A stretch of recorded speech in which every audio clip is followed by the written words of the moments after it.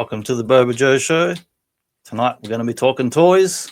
I'm here, Mark's here, and got an interesting topic. Let me just introduce tonight's topic. Hang on, I'll just click this over here and see what happens. Later tonight, the moving epic, The Bridges of Billy Madison County. But stay tuned. Up next is our feature presentation, Rick Moranis in Honey, I Blew Up the Death Star, right after tonight's heartwarming extended episode of Father Ted versus Predator. All bastards. Is it, Mrs. Doyle? Bastard, Anyway. you fecker, you bollocks. Get your bollocks out of my face. Yes, you just go and prepare for the nuns. Ride me sideways is another one. But yes, that might be the adults only version of Father Ted versus Predator. But we're actually here with Jesse Epic Badger talking Galoob toys. Hello, how are you all doing? Good. Awesome to have you. It's been a little while. I think was it Starship Troopers was the last time the three of us got together on camera. Yeah, Fighting streets and Starship Troopers. got squished in bugs. Yeah, we're doing our part always. And I believe on that episode we possibly touched a bit on those Starship Troopers Galoob figures, which we may be seeing again today, because we are speaking about Galoob today. Was that the action fleet? Was it a different one again? Well, and it's confusing. So technically, it was Galoob's action fleet for Starship Troopers, but they had Micro Machine elements mixed into them. Oh, yes. It was a really weird, confusing line that had a little bit of everything. And specifically, we're talking about 90s Galoob.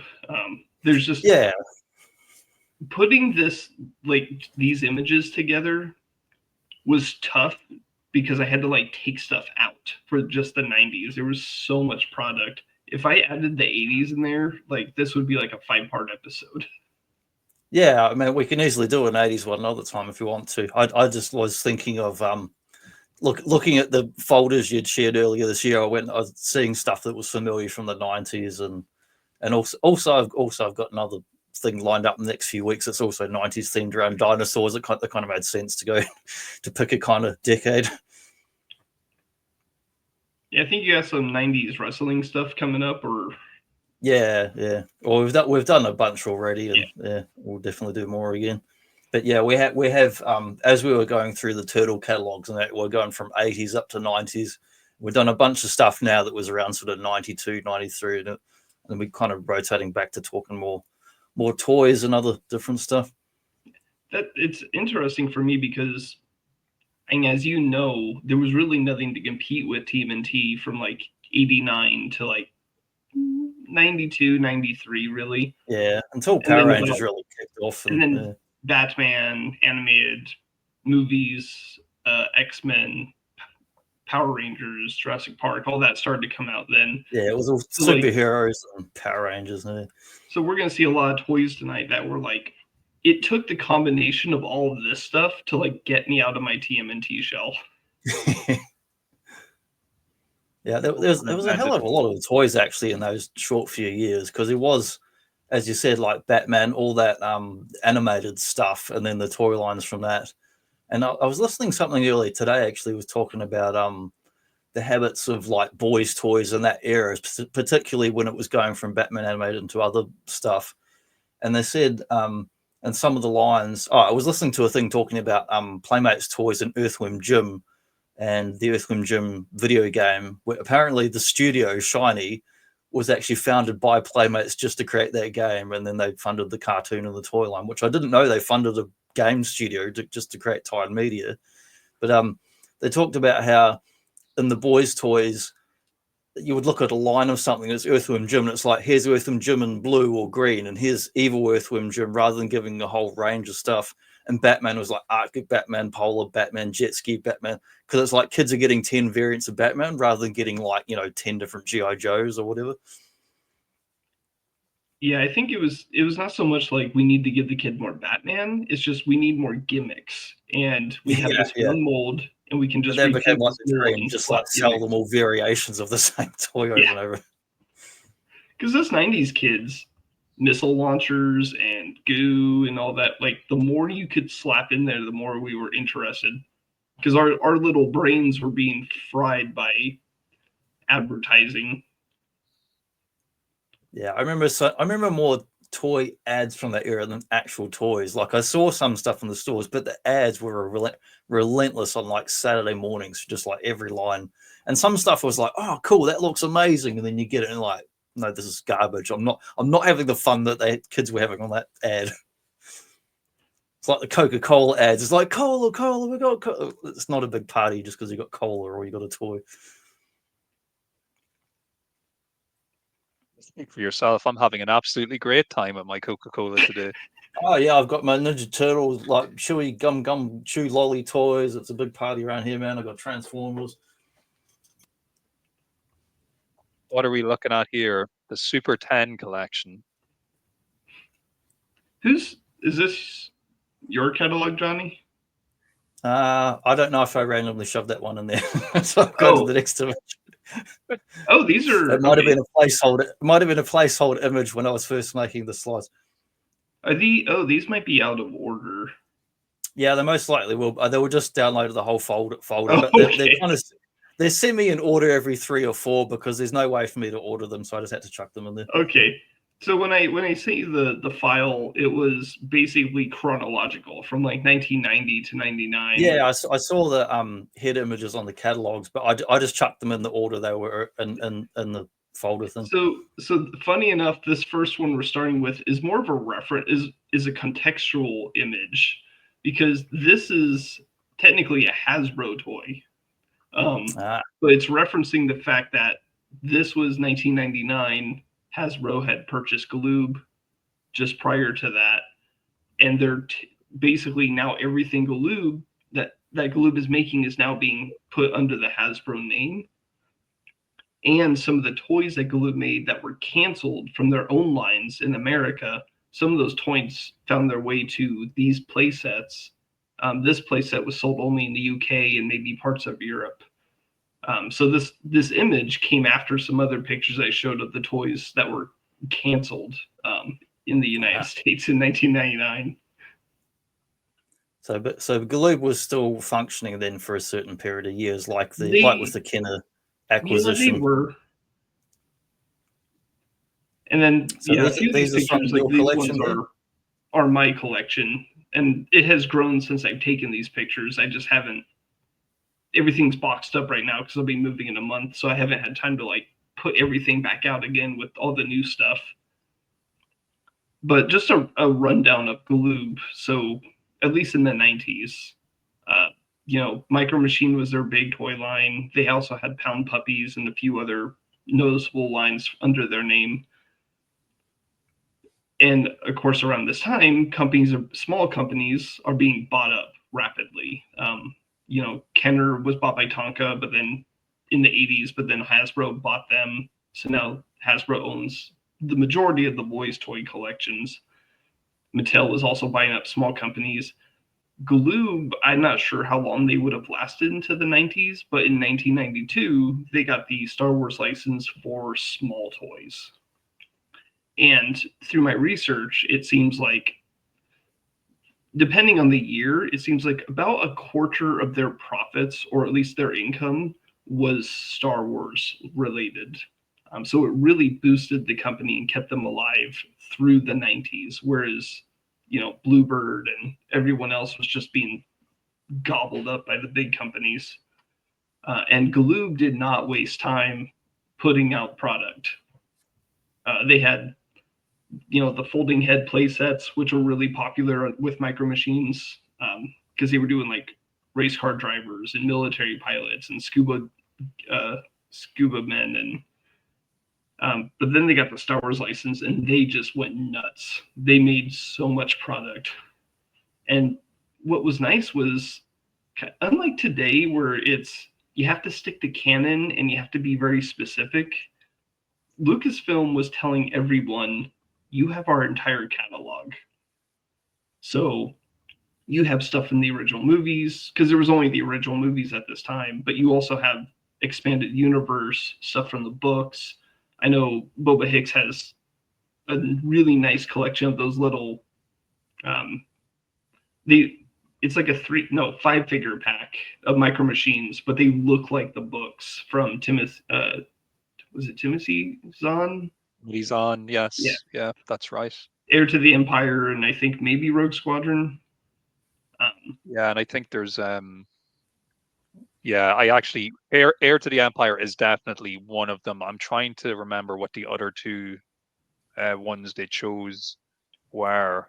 I was kind of a little bit mesmerized looking at this picture though, Jesse, because They're amazing sets. we got the Darth Vader Bespin head, but we also have the Endor play set as well. And I actually remember agonizing over the decision of which one of those sets I wanted as a kid. I ended up picking the Darth Vader one, but at the time it was a massive conundrum for me to have to pick between the two. I will say you probably picked the better playset. Playability wise, the Endor playset, it's just there's not a lot of room, like flat space to play on. You can take the trees out and open it up a little bit, but between the hill and the two trees that represent the swinging logs in the Endor base, there's just not a lot of place to like get your fingers into play. My favorite was the Hoth playset because it had a big open space to recreate the Battle of Hoth, and also as an operational base, so your planes could land in there and everything. So having a bit more space for me was kind of important versus having a clutter of features. But Vader was cool because Bespin is super awesome. You notice as a kind of a long time Micro Machine collector, you maybe see things that I possibly wouldn't see, in the sense like, did they reuse parts from the regular Micro Machine line in any of these Star Wars sets, to your knowledge? Honestly, like, was that Endor set ever used as like a base for something more real world related or anything like that? I'll be honest, I don't think so. I think Galoob, to their credit, at least with the Star Wars stuff, like really did not reuse anything. Because I'm just trying to think, like, these are all unique molds. These were not reused. Some molds for their other lines, like they had a military line, there was some repeat in there, a little bit, not too much, but like everything Star Wars, because that was their bread and butter and their baby, and what was keeping them afloat, or at least not preventing them from being acquired by other companies. They were just sinking all their money and energy into Star Wars, and there's so much unique stuff in here. Like the binoculars fold out to be the Yavin base, and I have the Rebel transport that opens up. It's such really good stuff. And the figures, the reuse comes from the figures and vehicles, because once you make an X-Wing, you don't need to keep making different types of X-Wings. So X-Wings will appear in all the different play sets. The same with the little figures. You'll see them in like the figure packs or the vehicle packs, or with the play sets as well. So those little things will repeat often, but the play sets themselves are all unique. And I love scale is like perfect for army building and vehicle building. Mm-hmm. It's a perfect scale for that. I feel like that's likely the reason Galoob was able to get the license in '92, rather than it reverting all back to Hasbro Kenner after they came crawling and begging back to Lucasfilm. Because I'm sure at Toy Fair or some similar event, Galoob just showed them like, hey, you're Star Wars, and we can literally build armies and put out these small little play sets of all your unique worlds and everything. And I don't know if George himself ever heard the pitch, but I'm sure the people at Lucasfilm were like, this sounds awesome. Because the people at Lucasfilm are very, these were the guys who were, I know not all of them worked for Industrial Lights and Magic, but there was a lot of, cross-cultural communication between the groups. I'm sure they were just fascinated by what Galoob could possibly do with their Star Wars brand. The artwork is fantastic on that packaging as well. I love the way that they, like, it's all completely original. Like, even on that Star box, they're not hiding the fact that it's not like, you know, a full sphere. They even on the box art they show that what you're getting essentially. It's a very kind of honest depiction of the product you're going to get.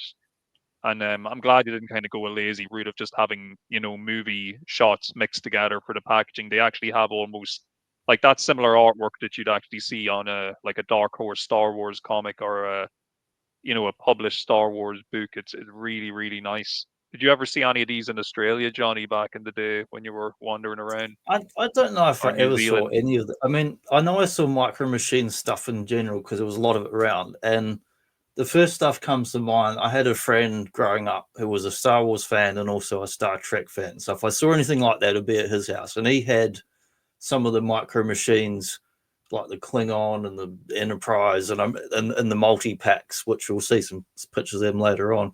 But they weren't bringing in the big money for Galoob. Definitely the Star Wars was. So I don't know if I ever saw. I might have seen them in the store, but I'd never seen them out of package in anyone's house or ever played with them or messed around with them myself. So they're pretty amazing sets. You bring up an interesting topic with Galoob is because you mentioned Star Trek. Galoob went hard on licenses in the 90s. Like a lot of toy companies did, but Galoob, unfortunately, I feel like to their detriment later in the 90s, was a little too heavily dependent on licensed properties. Because the downside to licenses is you got to pay for it. And then you have to make new molds for all the toys because Kenner can take their action figures and take parts off and kind of reuse vehicles and play sets for toy lines. Galoob can't really do that when they're doing Star Trek and Star Wars and Biker Mice and Men in Black and Starship Troopers. Everything has to be new. And it's expensive, and if a line doesn't pay off, it could, you know, Galoob takes a big hit. But it gave us a lot of great toys for all these properties. Crazy that they had the Star Wars and Star Trek licenses at the same time and were putting out product for each at the same time. It's and they did the I didn't even know that Galoob had done in the late 80s the like Star Trek. I think it's like Next Generation. They did like action figures before Playmates got the license.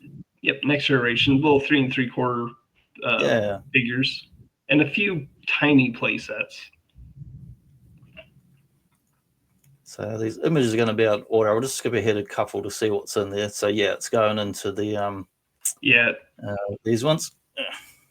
Yeah, we can rush through these if we want to get to the fun like catalog stuff. This is just a brief collection. Well, tell me about these little card things here. What are these?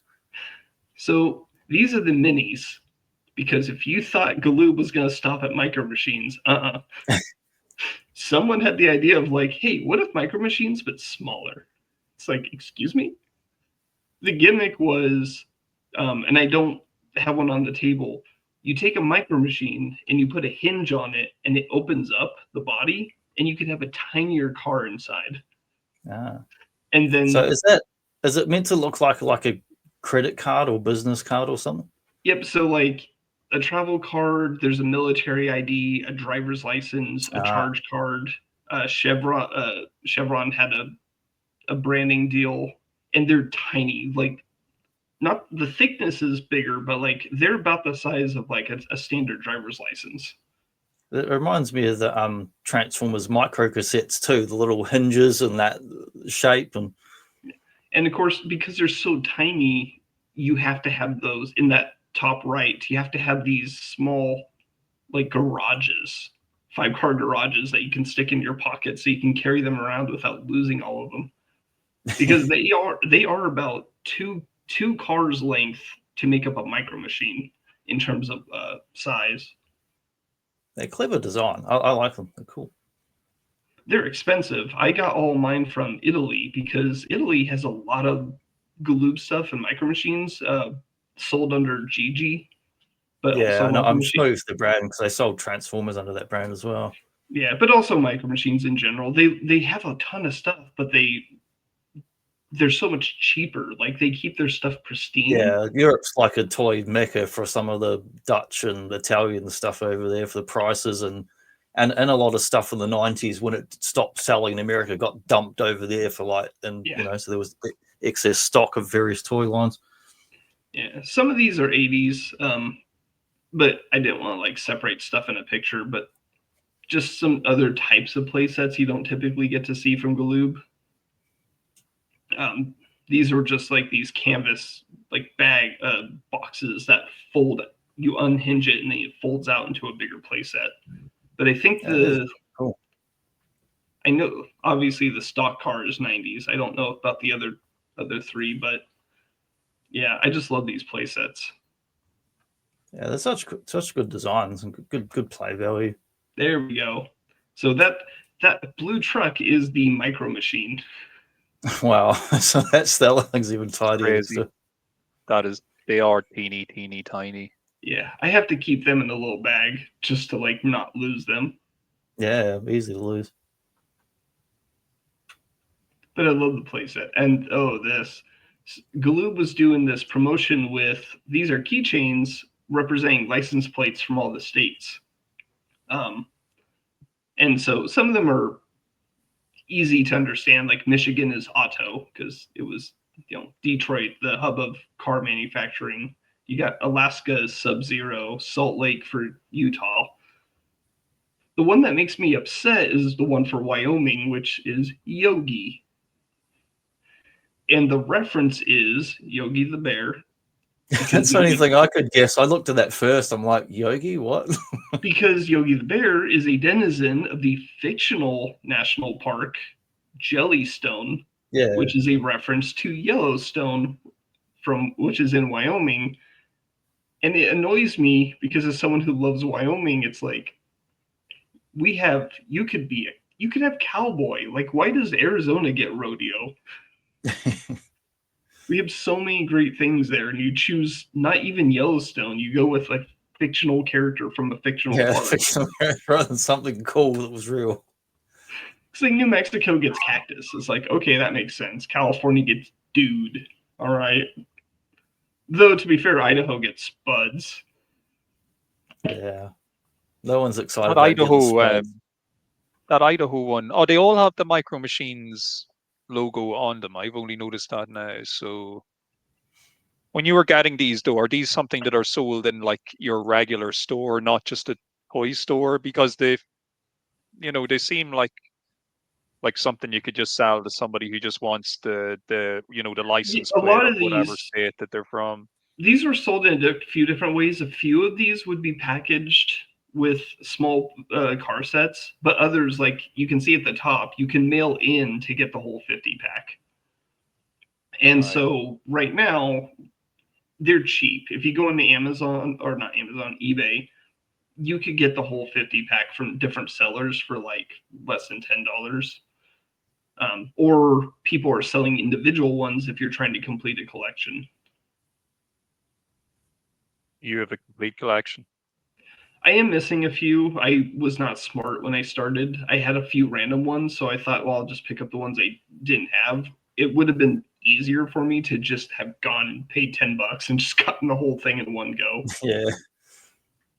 And I may end up doing that. It's easy to look back and go, oh man, that mixed slot on eBay that was cheap, I should have got, but there was only one thing I wanted. But yeah, could have got that and sold all the other crafts. And so now we're moving to Action Fleet, which is their larger scale. I love the concept of Action Fleet because it's essentially Galoob saying, how big can we go with figures and vehicles without crossing this red line that would just tick off Hasbro? Because Hasbro Kenner has the sole license for action figures and vehicles.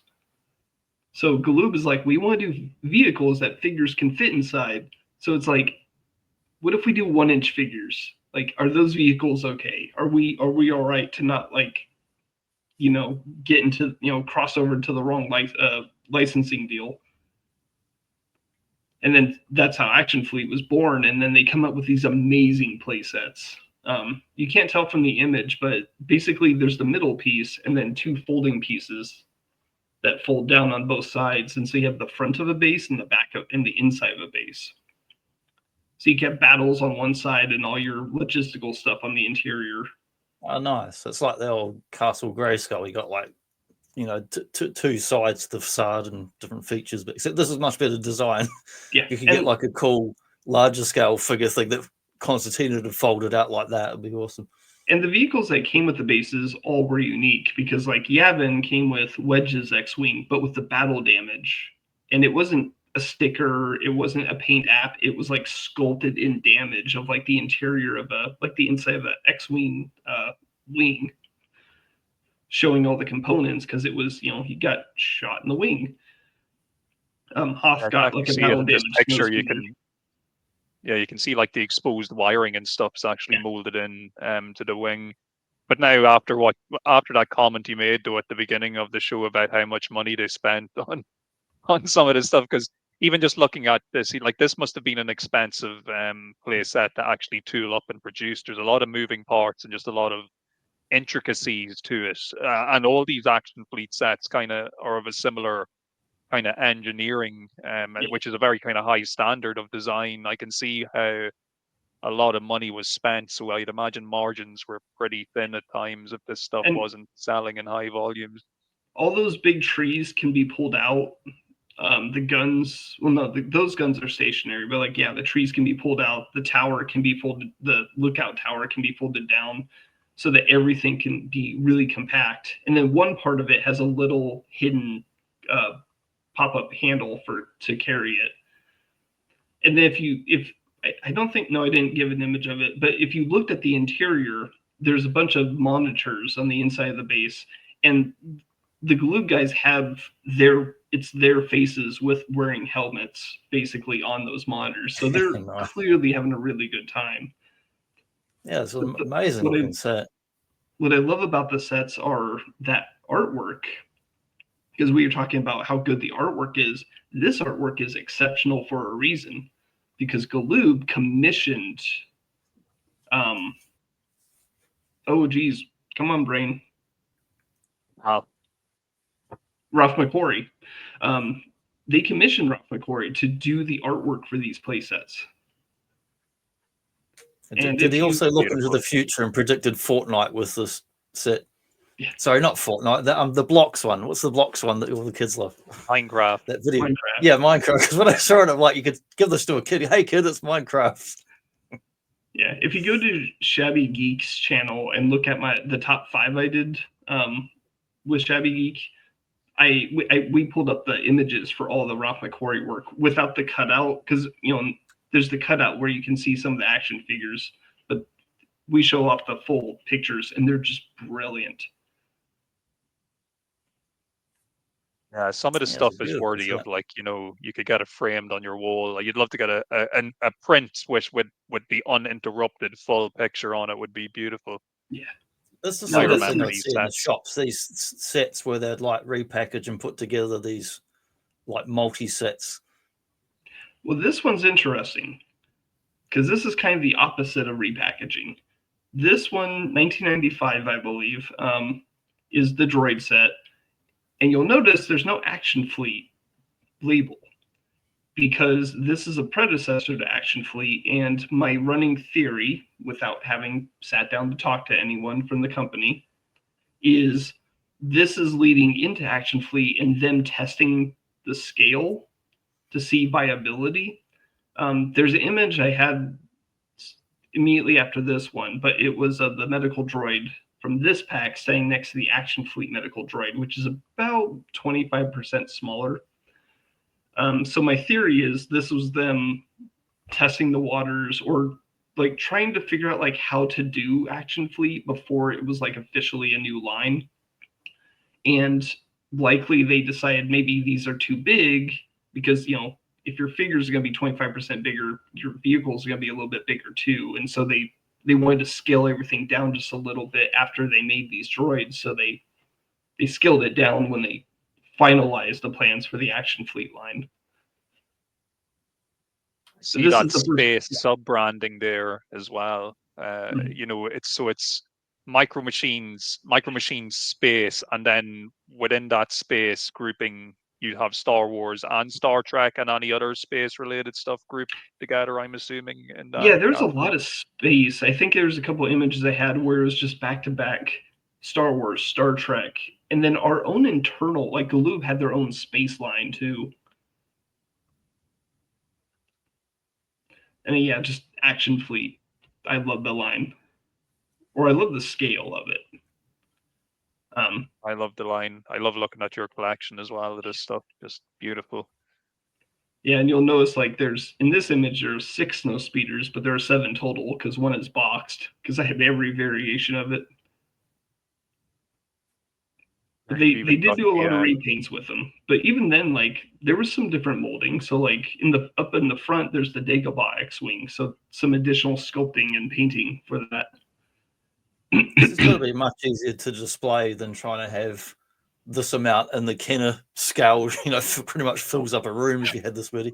Well, yeah, it was so much easier as a kid to just hold this Y-wing, and if we, you know, I lived in a more rural area. If we drove to the city or the nearest big town to do grocery shopping, which would be like 25-30 minutes, I could be in the back of a car playing with my Y-wing, you know, going on adventures.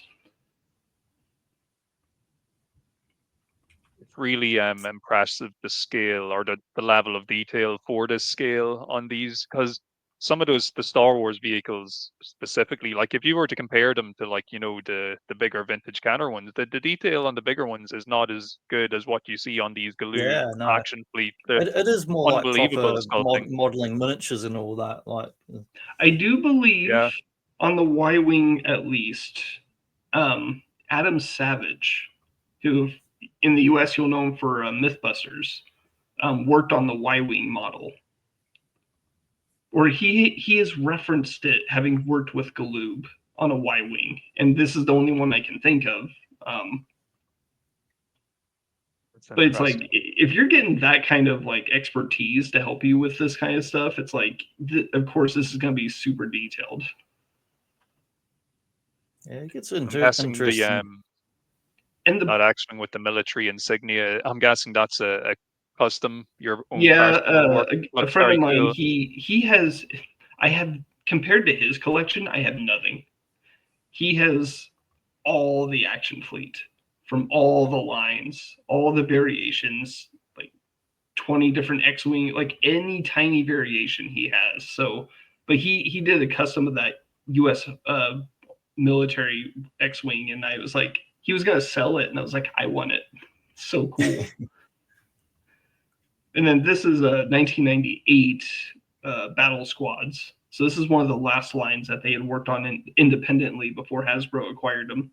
And here's the thing, you don't need a license to make modern military vehicle, well, modern 90s modern military vehicles or World War II vehicles. You can just make them and then sell them.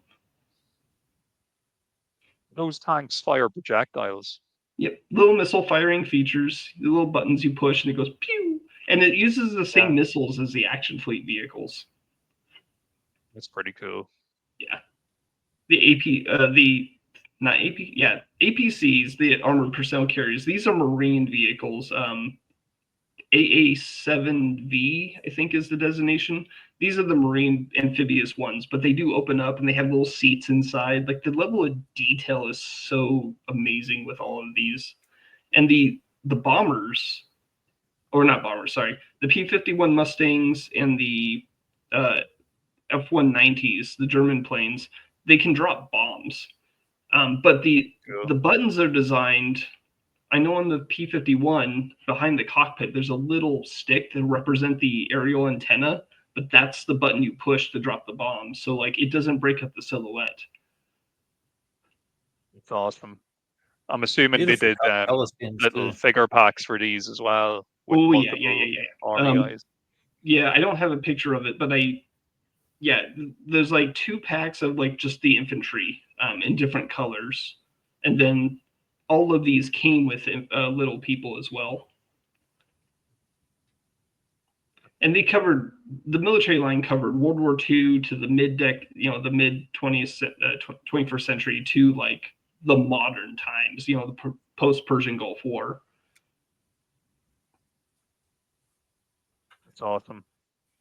This image was at the beginning. This was just meant to show what the competition was for Galoob. So none of these are Galoob toys. These are the things that Galoob was competing against. So you have can see they're nowhere near as well designed or intricate, or they're much simpler. They're still cool, but they're much simpler when you look at them. Much smaller too. Like Galoob was, I mean, Galoob did small ones, but Galoob was willing to go expand and make bigger play sets. I would say the only company who was willing to go into the same level of detail was Mighty Max and Polly Pocket. Yeah, but Mighty Max especially, like they were willing to like go in and do amazing sculpt work on their sets. And then this is an example of Battle Squads. This was their big piece. Like instead of a play set, they had a big vehicle, and it could open up, and there were little seats to house your troops at the front. The rear ramp lowered, so you can put all the small vehicles inside. And it says C-130, but it's an AC-130 because it's a Hercules. It's got guns on the sides, 2 machine guns and a howitzer piece. Is that the largest vehicles they've done on Micro Machines? Probably, I think so. Like they did big vehicles that were play sets that would fold out. Yeah.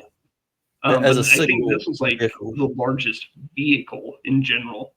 And of course, Italy got their own version of Micro Machines specific for Carabinieri, which is their federal police. And they took the C-130 Warbird and changed it to a Carabinieri plane, keeping the guns on it, which I don't think the Carabinieri had flying AC-130s, but there's the standard packaging, the one that has no window, and then I just randomly discovered this windowed one and fell in love with it because it looks so good on display. Yeah, it's awesome to discover variants of vintage stuff you didn't know about. And you'll notice there's in the window box, you can see it, there's a little Jeep and a parachute. And on the regular plate, on all of them, actually the standard box, you can see the parachute drop. Yes. It's weird though, because the parachute, so the Jeep clicks onto this little pallet, and the parachute is really on the back. So you could have it drop, but what Galoob was going for, I don't think the Italians really did this, was the LAPES system, which is low altitude parachute, LAPE, extraction system, which is a C-130. If you're in a combat zone, the runway is damaged or you have enemy fire, your C-130 doesn't land. It gets really low. They push the pallet out of the back, and as it hits the ground with momentum, a parachute is behind it to slow it down as it's rolling around on the runway, and the C-130 just keeps going. And I played the heck out of that system. It's not a risky play pattern, do you think, for the toy? You know, are you running the risk of the child thinking, I'm gonna set this up and I'm gonna throw the plane and then it's gonna come out the back and the parachute's gonna deploy, except it all happens in about 20 seconds, and next thing little Jimmy's got 2 broken wings and a missing Jeep and parachute. Most children did not watch the History Channel growing up. I knew what the LAPE system was. Most kids were just thinking, this is a parachute. Let's go to the top of that 2nd-story house and just throw it out the window. Now, the thing is, their toys were rugged. That was a very solid plastic. And those pieces are small, and there's not really any movable pieces to snap off of them. So most of the small ones would likely survive the fall. And then this unique piece, this is from the canceled Wave 2 from 1999. Because Hasbro essentially told Galoob, now that we own you, you don't get to do anything new under the Galoob name. The 1999 catalog is basically all reissue. They did show off Wave 2 of Battle Squads, but it got canceled. But this is a production piece, production sample that I got from Hong Kong. And it's valid. Someone from Galoob confirmed it. It is a real piece. And it's not a prototype. It's like, you would make a couple of these if you're going to start doing the promotional material for like catalogs and everything. So this is a working piece in the correct plastic. And then they took it because they were making that big play set I showed earlier, or Johnny showed earlier, for the UK. And even though the rest of the play set is micro machines, they wanted a big action piece. So they had this flight controller, and they took this canceled F-16, repainted it, and slapped it into that play set. So what does the big handle piece do? Does it launch the thing off the? The plane stays on there. What it does is you push the button and it makes sound, and underneath the F-16, if you see, there's a little red circle. That's a missile. Yeah, I looked at that. It fires a missile. Uh-huh. But there's a laser on the. Yeah, that's what I was wondering if that little lens was what else that The does. idea is on the playset. I don't have it with me. I would love to set it up and test it because I have a new mint in box one. There's a feature where if the laser hits a part, it's this long runway system, and it's a G.I. Joe and Cobra set, but this Cobra vehicle carrying a missile to a big launcher, as it rolls down the track, if that laser hits it in a certain spot, it's supposed to pop and like fall apart. Uh-huh. It's very intricately designed, and I would love to test it. Remember, you never look at a laser. You'll go blind. Oh, maybe. And then this is a kind of an homage to both Action Fleet and to its spiritual successor, which is Jazzware's Micro Galaxy Squadron, who's very much referencing the old Action Fleet toys. And so this is a combination of the two. Were those custom displays you've used on the top display there? Are they like custom made or custom purchased? Clear You mean the clear plastic acrylic? Yes. Those are office supplies. If you turn them over, it's going to say, for something you've turned sideways, because I've done things like that. Yeah, it's the things that are meant to hold up like books and folders on your desk, because it's got multiple rows of teeth, and if you turn it this way, it holds planes. Genius! That is brilliant. And because I still haven't opened some of my my Micro Galaxy Squadron, I haven't been sure of what stands to use to display it, but you've just this is perfect. And these ones, just out of curiosity, what would I kitchenware sections if I was looking for that office type of thing? Is it like acrylic organizer or something? Yeah, acrylic organizer, book holder, folder display. This one has a hollow piece. If you fold it down, like if it were facing this way, it's hollow in the middle, which is why the B wing, the lower wing on the B wing, fits through it. Yes. And it's hollow in the back, so the N1 Naboo starfighter with its long tail can like sit on there with the tail sticking out the back. The one thing is, it does get top heavy. It starts to tilt. So what I want to do is like eventually screw them into like a piece of wood that's like holding them up straight. And if you did that, you could also have something either off to the side in between if you wanted another different little emblem or logo or anything on the wood. Yeah. And you can see also in the lower right of this image, the Expanded Universe E-Wing, because at that time, Lucasfilm was like, anything from our catalog, go ahead and have fun with it. So Galoob did the E-Wing, the TIE Defender, and then, of course, all the Shadows of the Empire stuff.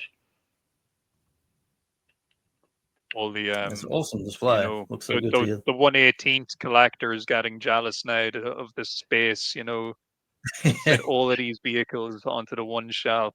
Yeah, I've mentioned before. Who was it? Oh, it was Stu, I think, showing off his remodel of his room some time ago, and I had mentioned like in the comments or something, like, yeah, oh no, I think I was talking to him on a stream, and I mentioned like, if you just collected the Micro Galaxy or the old Galoob stuff, like you could fit all of this thrice over on these shelves. And I think Georgie made a comment about it, like, oh, really? If you just collected them as NFTs, you could fit them all in this USB stick. You won't see these in space. Maybe on the Care Bears planet. Yeah, so now we're in the catalogs. And at this point, there's stuff here that I don't know or stuff I didn't collect. But I'm guessing this must be expansion of the Pound Puppies because they're called Lost and Founds. Just as a guess. This is from 1990 or 91, so I think this precedes Pound Puppies. That's what I mean. Like a similar theme. Like it just looks like this, and then they've moved on to the other one as far as like the design and idea of it and plush and all that. Although they've got the hard eyes like the Care Bears. Yeah, and there's something there's a gimmick you can put like little teardrops. They must be like there's an adhesive or something. You could just stick them on there so it looks like they're crying. Just put glue on there. That'll do it. Yeah, so you all look very upset. Yeah, in the catalogs, I wanted to make sure I got like girls' toys and younger children's toys just to show like the whole breadth of what Galoob was doing. Yeah, I like seeing all the different stuff they do, and I saw some of the other ones in there. Oh, that one looks like it's a koala in there, right? Yeah, a little koala. And so I don't know. I think it's one of the other lions had the creepy. We'll see it later. The one that the eyes that lights up and looks like a creepy horror movie thing, like a Chucky sort of. The one that confused me is so in the top left there of that image. There's a clear smoking. Like it's like. Oh, it's a bottle. It's a milk bottle. Ah, it really looks like it's smoking. Like a little hookah. No, but in the top left, that's a clear rabbit. But in the bottom middle, I was like, is that a rabbit? Or is that a guy in a suit? Lamb. I think it's supposed to be a lamb or something else. Yeah.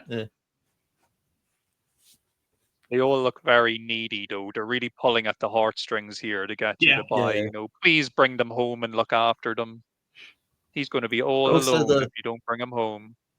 The look of them, if you're saying this was like early 90s, that was following on from Wuzzles and Popples. Both had those same kind of round, heady proportions. And it's just big heads, big eyes, all the things that make adult humans want to take care of and comfort small creatures.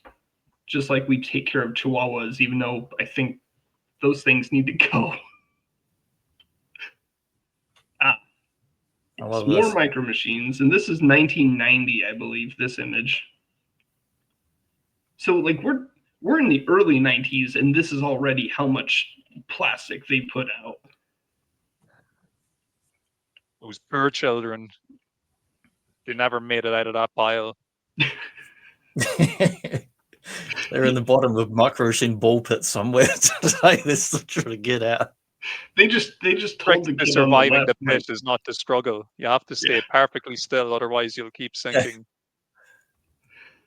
If you go to toy shops, like you will find just giant jars of vehicles and people pulling them out to like sort through to try to get the ones they're looking for.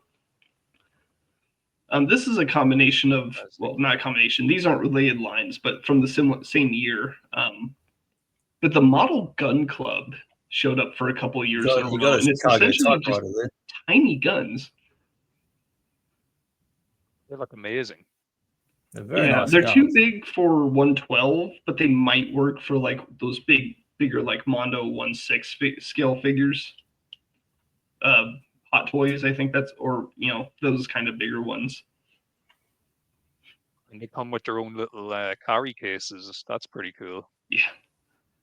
And then on the left is Expanders, which is a toy line started, I think it was 89, because it was the same year that I was looking at Army Gear, but I think it went on into 1990 and 1991. But essentially just a line of vehicles that would open up and have more vehicles or playsets on the inside with small little army men. And are those the actual... They're just like generic army style men, but with the toys. Yeah, just men in green and tan. With various weapons on them. Just like your generic, like these kind of guys. Like, yeah, it very much feels like an upgrade of the old Army Gear line from 88, 89, where it's like, actually, I have one right here. There's almost a bit of a futuristic spin on it now as well, isn't there? With the vehicles, they look kind of space age. Yeah, it has that kind of Generation 2 look and micro. And yeah. So 88, 89, they were doing Army Gear, which is, these are role play items. So this folds up into a canteen.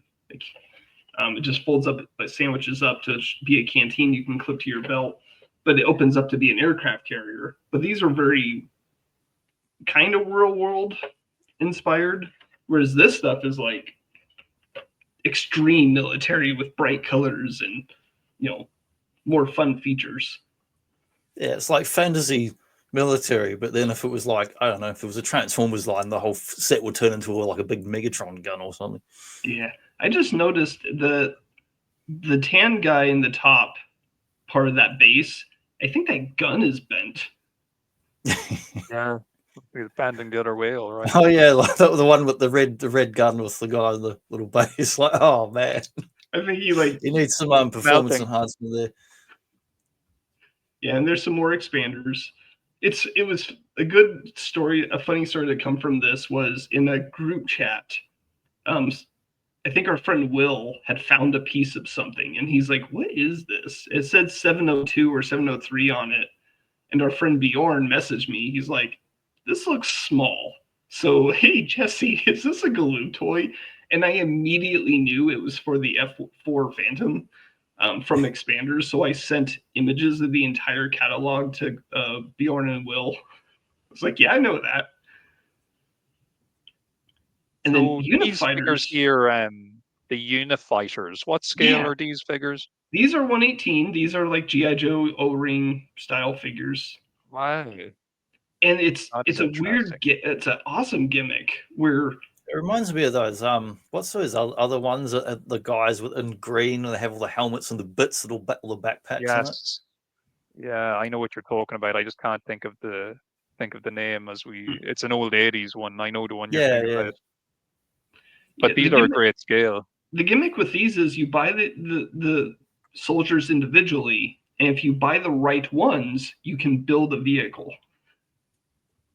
Ah, I see. So like all 6 of these form a plane, but there's other ones out there. And then there are the bigger sets that come with the vehicle, but only like 1 or 2 figures.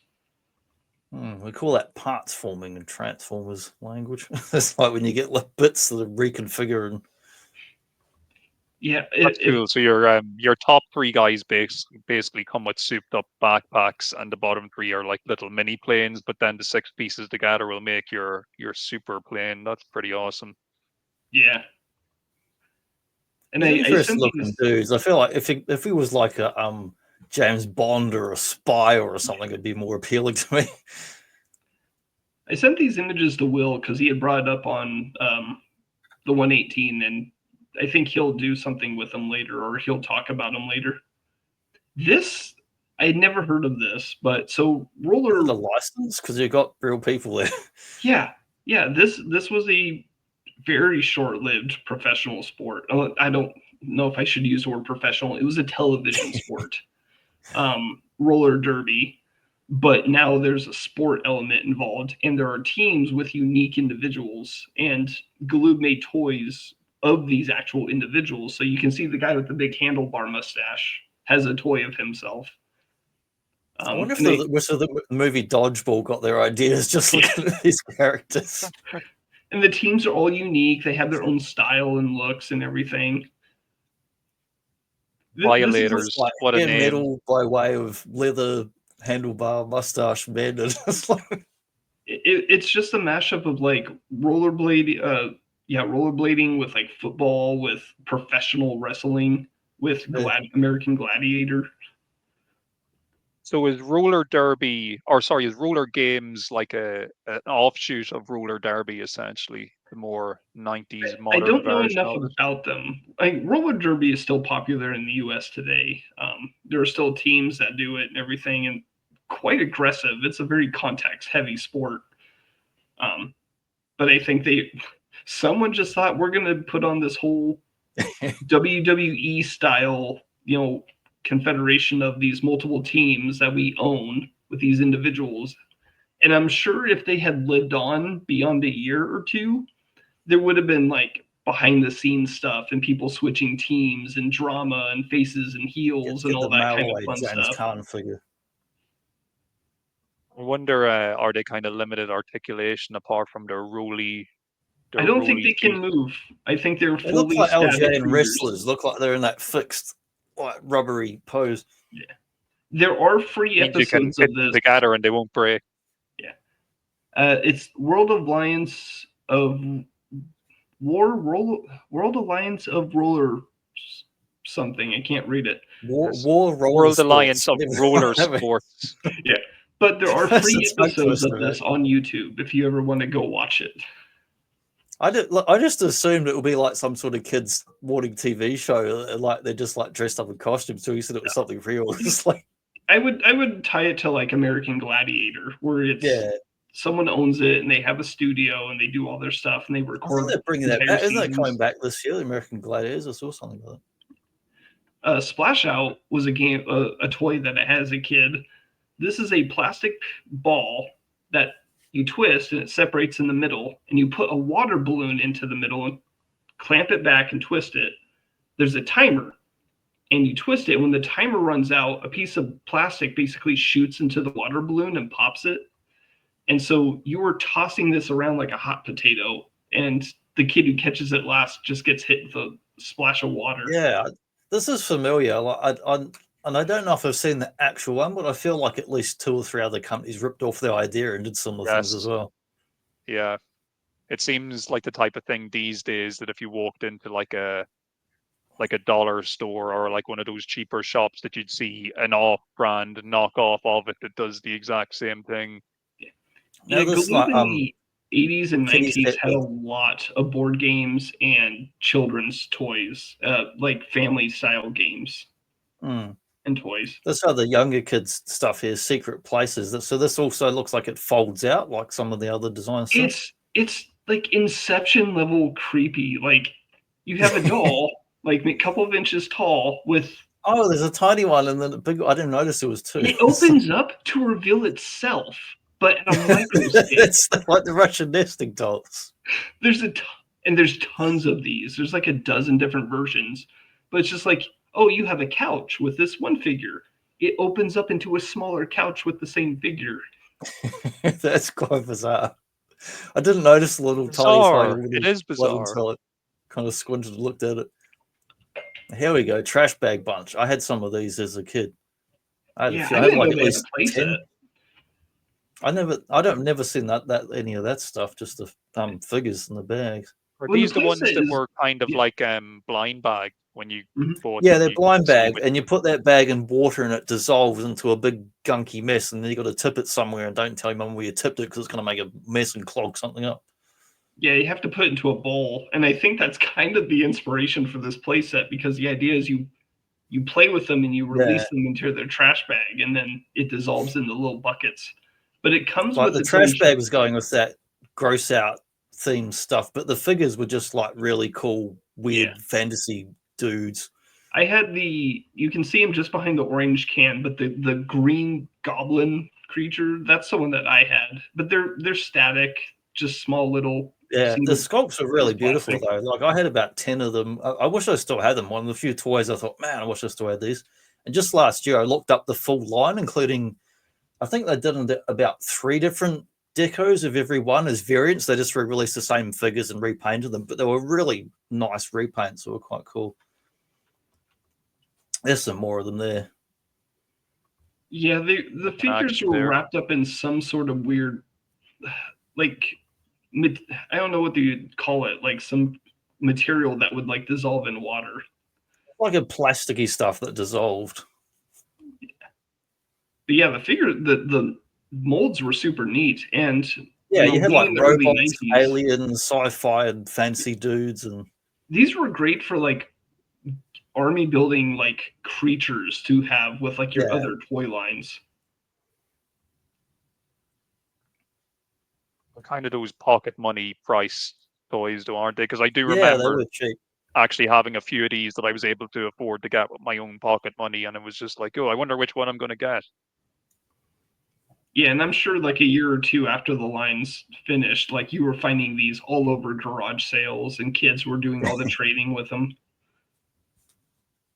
Man, I wish we could find them cheap like that now, but you won't. Yeah, I think these were popular to post-year 2000 adult collectors. I think quite a few people have picked these up, so you won't really find them so cheap anymore. We got some WCW guys. I recognize a few of these fellas. Recognize a few of these figures as got his well. There little- was plenty of them floating around back in the day. And these were these static ones Yes. Ron with Simmons. the soft plastic. I do appreciate though that Galoob pretty much gave every figure a belt, a championship belt, because the Hasbro weren't doing that with their WWF toys at the time. The only way to get the belt was to buy the whole ring. So it was nice of Galoob to give his belts, which is why that a lot of people who, even if they collected mainly WWF figures, they usually had a WCW belt on them because they were able to get one with one of their Galoob figures. I like that the head sculpts on them are actually much nicer than the Hasbro figures. And even earlier this week, I was watching Treasures for Trigger Phil. He got some more of his Hasbros from Korea. He had a video, got a few he bought from a seller there. But one was a Galoob. And I didn't know it was Galoob, but I immediately went, oh, one of those has got a much nicer head sculpt. And that was the Galoob one. It's insane. Like, Actually, it was Arn one of the Anderson Steiners. Yeah, I think he had. yeah, like they look like even the Lex Luger, like they have very realistic looking faces. I suppose rubber was a little bit better than plastic at the time for getting these Yeah, it would accurate be. Yeah. Well, and face it makes molds. sense too, because what are you going to do with two wrestling figures as a kid? You're going to do this. Yes. Yeah, they can survive being played with. The That's why a lot only- of them that you see, you know, secondhand, the paint is a little bit scuffed, but the figure itself is usually in good condition because it's able to survive punishment. So, sorry, Galoob Kellogg, but we don't not refer to El Gigante as a giant around here. That's kind of heresy. This is an earlier wave because I had Sting, but I had a later. Actually, I can see him here. The Sting with the blue pants. Yes, diving off the cage there. Yeah. You can just see his feet. The image is cropped a little bit, but there's a lot of that. Yeah. The guy with the ponytail on the side of the ring, he's standing on a platform that you push a button and he shoots up and into the ring. It's there's working a ring lot of bell as spring well, I mechanisms. see. You got a ding ding bell. Yeah, you can launch guys off the corner, which is pretty cool. Yeah, and you can do it in two ways because there's the poles are flexible, so you can push the pull the pole back and let them go forward. Or where Sting is jumping off at the top, you could fold that WCW logo back and throw him into the ring. And you can It's take nice the that ring you get off a ring with and the cage. Yeah, you can take the cage off too. I can see it's still got the proper ropes underneath it as well. Yeah, in terms of play sets, like I wasn't a Right. wrestling person, but like I think this is a really good design. Yeah, all these stupid 6-inch figures get. I could have fit these guys with a nice little rig. And Once again, when it comes to spending money, like already, like that looks more intricate than the Hasbro equivalent for the WWF at the time. Like you've it got is. a lot of moving parts, you've got extra accessories in the form of the cage and stuff. Like there's a bit more tooling. It's better than the going like on. Mattel rig that you get now on the shelves. And probably durable as hell too, I'm guessing. I've never actually held one, but I'm guessing they were pretty sturdy when it came to having, you know, little rubber men being flung against the bars of the cage and whatnot. They could hold up. It's an awesome set. Yeah, really these- nice facial These sculpt. look like hard plastic, so these are different than the. Yeah, these are the other ones. You can see their arms move. I can actually see the Still Sting better. on the far left, or in the catalog on the far left, who's holding up both hands. That's the Sting that I had as a kid. Type of thing that Johnny's looking for at the moment. Yeah, I just want any What style surface is thing, thing? really. But yeah, that's that era. I recognize who's the guy on the far left. I recognize his face sculpt. You got Lex Luger. Okay. You got Sting. You got Sid. I'm not sure who's the guy in the middle because he almost looks like he's got a Ric Flair. mustache. So it's not Rick. It kind of looks like Is Ric it Flair, Ric- but then he's kind of got a mustache. So I'm like, what? It's Ric Flair's body. Maybe they gave him a mustache and then just painted over the mustache for some reason. Maybe it's one of Somebody those else's face. Superman, Man of Steel, Zack Snyder situations with the mustache is just, They Now, were CGI'd these- it out of the picture. were these gimmicks? Like, do the arms like have the motions, or are these just you can move the arms now? So in the flesh, I have never seen these particular figures. The all rubber ones with no But they look articulation, like the I've kind of seen one where them you loads might of have the times. lever on the back, just the look of them. But I can't. Yeah, they look like they do this. Like their arms look like there's some type of action Like feature that Kenner's makes them do the. superpowers. Yeah, they've got those gorilla arms going on. It looks like. Yeah, they might actually have the squeezy legs because they don't really look like posable legs. They actually might be squeezy legs like the Kenner superpowers. Yeah, and there seem they've giant. Oh, are these like 12 inches? Are these like big giant figures? Yeah, you In the can see in the catalog? image, very bottom right, he's like 3 Yes. times the height. Wow, that's interesting. Also, that kid wearing the belt, because I guess they did roleplay items.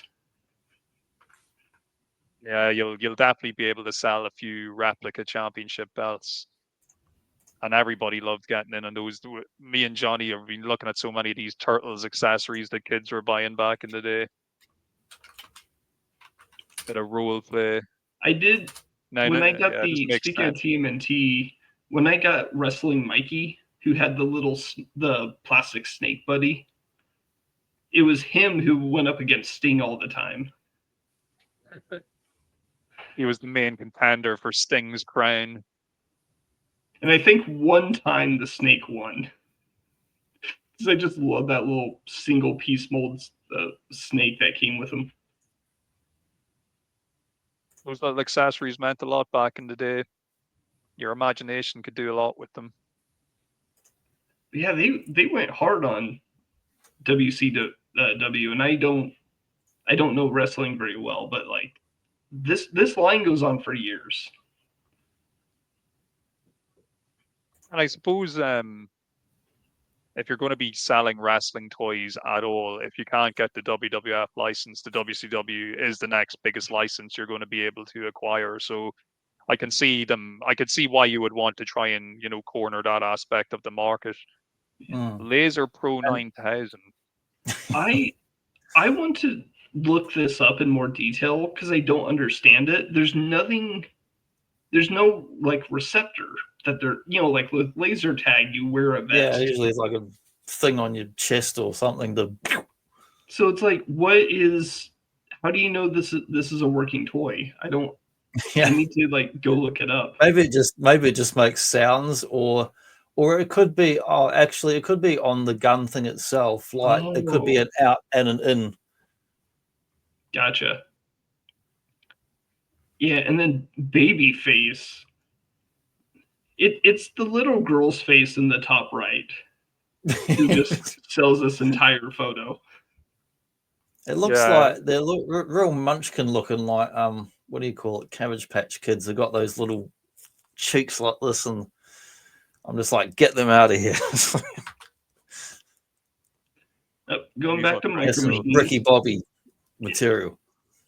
Yeah, they were doing the big. Of course, you're a toy company or a company that makes tons of toy cars.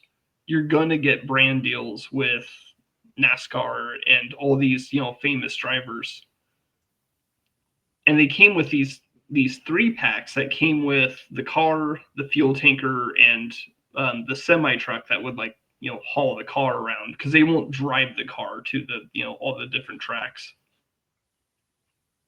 And a card, because everything in the 90s had a card, a collectible card. Do you actually know any of these NASCAR drivers? Was it popular in your parts, or? Richard Petty was like, I didn't follow NASCAR. I lived on the West Coast. Like, it wasn't our thing. It wasn't something I followed. I wonder were these popular. They have a lot of really good play sets. Galoob did, so they took advantage of the deal with these all the stock car stuff. I've never seen these ones at all. I'm guessing they weren't a thing in Europe because there was no real NASCAR following. I don't recall ever seeing these ones in person. Do you ever come across these ones, Johnny? No, I've not. I don't know any of these. The only thing I know is the STP logo because my dad's in the motorsport, so I've seen that lots of times, and I still have no idea what the hell STP is, but I've seen it hundreds of times in sponsorships. And Yeah, I can see the old Shell oil logo there on one of the trucks as well. yeah, Shell, that was a big one you used to see. Shell had a lot of product with Galoob. And, you know, it just makes sense because it's like the perfect toy company to sell your brand. That logo's gone now too. If you see a Shell now, they don't have that old logos. This is an awesome one. This is a carrying case. Yeah. But you got it's electronic. It's loops, and they're transparent plastic loops, green. Yeah, there was a couple flavors of this. This is kind of like a beach one, but yeah, there's. I wonder if they stayed on better than bigger slot ones being smaller, because I remember having a few different slot car sets as a kid, and every time I got to the corner, it's like boom, they go flying off and smack into the wall. Yeah, you see that on like commercials for Hot Wheels when the cars are doing the loops, the whole body shakes on the playset. But yeah, Micro Machines are, you know, almost weightless, but these were electric. So you could pop them on and be driven around and use the little paddles there to affect their acceleration. But I just love the idea that you could just fold this up and like carry it with you. It's pretty cool. Cool design. So did you guys ever have slot car sets as a kid? I used to get like 2 different sets, and I'd try and make like double figure 8, or I'd try and make a spiral that went up and up to nowhere, and then they'd just go flying off the end eventually. Or if you take, say, a car from one set that wasn't supposed to be used with another set. And put on another one, it's like, jig is just another. It's either going to go really slow or really fast. Really fast. Like, if it goes really fast enough, you even get a bit of smoke. It's like, whoop, the engine's not supposed to do that. It's like over revs it. Oh, the Game Genie. Yeah, Galoob. Oh, the Game Genie's a Galoob product. That's crazy. Yeah, that's why Nintendo sued them. Remember, that was a famous thing. Yeah, and Nintendo sued everybody in the 80s. They sued bloody Universal for. Actually, Universal sued Nintendo over King Kong and Donkey Kong, but it turns out Universal didn't own King Kong whatsoever, and then Nintendo sued Universal as well. Yeah, and it was kind of a big victory for third-party accessories. Yeah, and particularly in America. If it was Japan, like, I don't think it would have got to go off the ground, but because it was America with a different market. Yeah, because imagine the video game landscape today if you just could not do anything with a console with third-party controllers and accessories. I see it's the Sega Genesis logo, and the Sega Genesis being used in that picture. This has got me thinking now, because in the 90s we also would have had the Micro Machines video games. You know, I wonder, were Galoob getting getting some revenue from them? They seem to be selling pretty well. I'd imagine they made a decent chunk of change. Yeah, Micro Machines was Galoob's license, so they made some money off of it. There were popular games, definitely. Some companies like, Tiger went into electronics and physically made handhelds. I think Galoob was smart to stay away from that and just license out the name. I always saw the advertising for Game Genie like everywhere, like comics and that, but I never saw one because I think it was bigger in America. Whereas if in like New Zealand, Australia, had like Action Replay was more popular, it was like the other brand competitor. I have one for the Mega Drive. Yeah, and Galoob went hard on them too because they did Game Genies for Nintendo, Sega, Nintendo Game Boy. I think there was PlayStation 1. I think the last generation might have been PlayStation 2, some of those devices. Then they were kind of pointless after that anyway. So here's more Babyface. They still had them. Oh yeah, who's this? Who've we got here? Scary Face doll. This is what we saw earlier. I purposely zoomed it in because of how horrific the faces are. Yeah. That ain't right. That's some like Child's Play Chucky looking dolls there, man. Like, they're scary. And the guys next door, and there's like no relation to New Kids on the Block or Backstreet Boys or any of them. I believe they were a real like boy group, but once the others kicked off, these guys were just like, "Who are you again?" The other guys are on the safe on the ball that 1 week, maybe. It looked like they were a boy group that was put together specifically to sell toys of themselves. The guy on the bottom in the white collar shirt, he kind of has a Tom Cruise face. Yes. Like a very young Tom Cruise. I love some of the descriptions. So Chris is the dancing heartthrob. Patrick is the dynamite dancer and singer. Bobby, the hot comedian and singer. Wow. Damon, the super dancer and songwriter.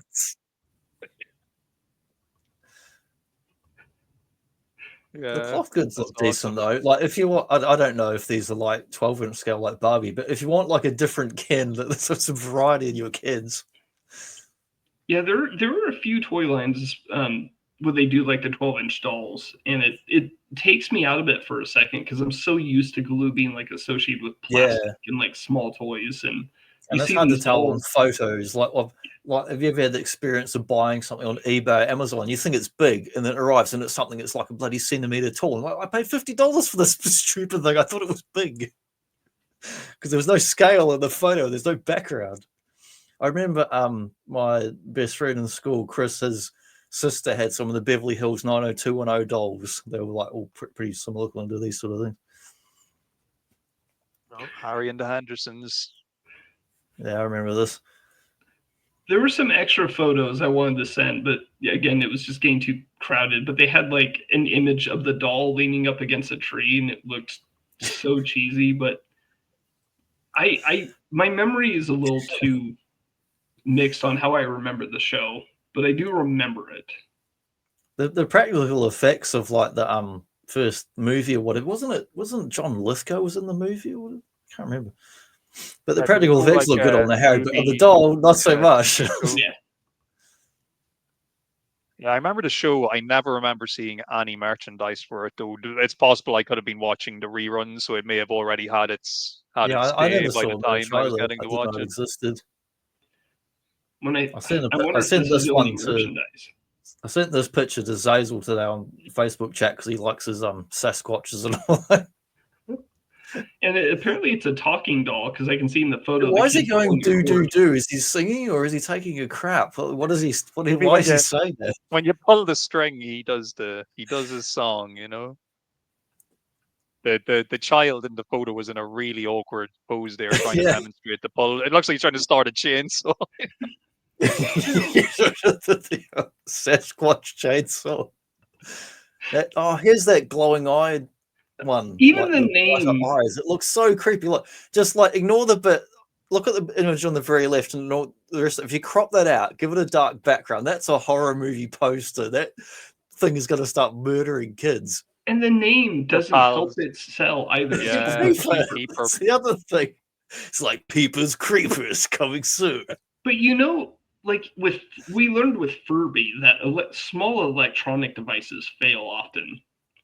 You know, this thing at night in a kid's bedroom, the eyes are just going to start opening and closing. Oh yeah, freaking out some poor child. Even the kid just. I guess he's supposed to be scared of something in the room, so he's holding on to his little pal to protect him. But even in this photo, it looks like he's more afraid of the toy. Yeah. Like, I don't know. Is it meant to like keep you safe because there's like a nightlight, but then he's like possessed by the devil? I don't know. It's a nightlight that you keep next to you because it's, you know, you keep your stuffed animals next to you in the bed. So now you can squeeze them if you need a light real quick.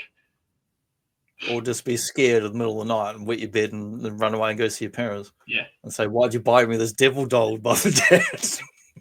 You have to send me to child therapy now. You know, it's going to cost a lot more money than that doll will cost. And then I remember these. Like, here, hold this real quick, and this will make you feel better. I do remember seeing these.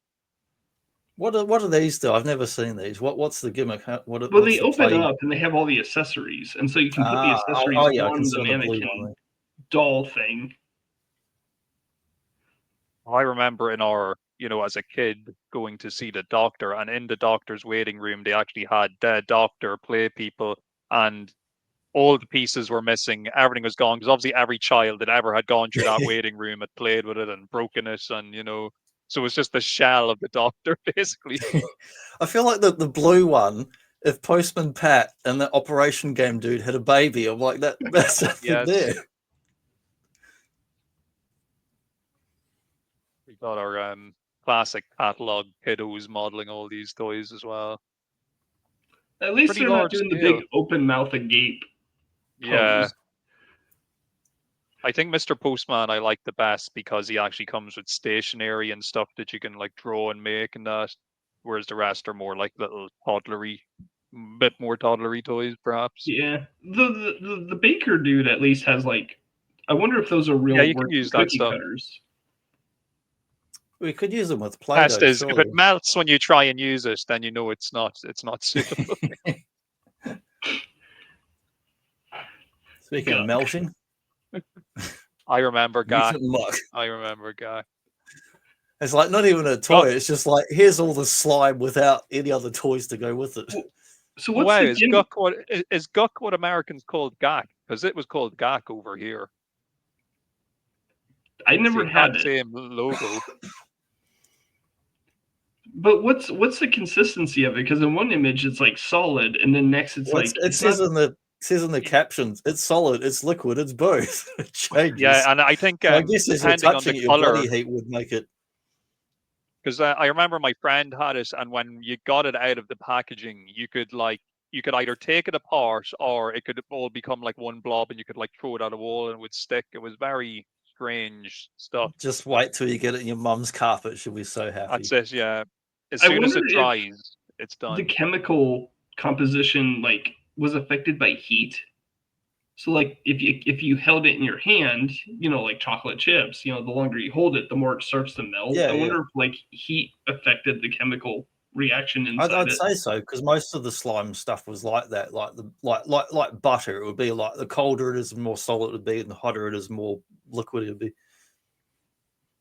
I do remember it got a bit gimmicky, like there was like glow in the dark ones and stuff like Of that, course. and yeah, just new ways to mess up your parents' houses and torture your toys if you're that type of kid as well. I will now mutate my turtles even more, you know. I'd like to have like pink slime some turtles. slime, but if I could have it put it on like display, like not on the figure but next to it, and put something in it like a coagulant that would make it turn solid, so it would be like a dripping slime permanent display. Would be cool to go through turtle stuff. But I don't want That it in the kid joints is- and inside the shoulders everywhere, mucking them up. I feel like that kid is experiencing a very early heart attack. Yeah. Those kids grew up to be adults, they still couldn't get it off their hands. I think that kid grew up to be like the Shamwell guy. Like, look at that hair and that shirt. Get this stuff off me, he screams. You'll see Like the little Duck every girl's like, well, time. mine's like a solid ball, you know. I don't know what yours is doing. Now, if Michael Bain could have been in a toy ad, I've never heard of Super Force. Yeah, I have no idea what this But is. this it looks like that Captain Power and stuff like that. This is late 80s, early 90s as heck. Yeah, it's like it makes me think of like Automan and Tron and Terminator, like the background lighting and the. Okay, so authentically detailed and based on the character in the hit Super Force TV series. I don't think I've ever watched that. No idea. That's a hit May TV have to series. be, Never heard of it. that might have to be something we look at the pilot of in the future, Johnny. Yeah, I have to I'm look it up. curious. I mean, look at that helmet. It's like one of those what I don't know all the Star Wars ones. What's the white? The good ones the good guys wear on the planet with the wide Rebel helmet? Fleet Troopers, yeah. Yeah, look at that helmet. Yep, you can. It looks He like a has pretty that good very costume. impractical motorcycle that like would be absolutely useless on the streets, but it looks great in a straight line in front of the camera. He looks like he's got elbow articulation, though they've posed him really oddly in the picture. Two different futuristic sounds. Press button on Super Force backpack. Well, good news. There's episodes on YouTube. Super Force Season 1, Episode 1 to 4. Well, there's more than that. I think someone's edited together the first 4 episodes, so I'll be checking that out. Oh yeah. Yeah, into a Super Force super cut for you to enjoy. Yeah. That's our next few weeks of viewing plan. There you go. So I guess the gimmick with this guy, according to the kid, is the baton is also a gun. Is it a gun or a Yeah, missile? Like, what is it? Oh, it is a It's missile. a 007 baton. It's got a missile. It's got a gun. It looks And like that it's got other end's like a mapping mouse jaws. mouth like this.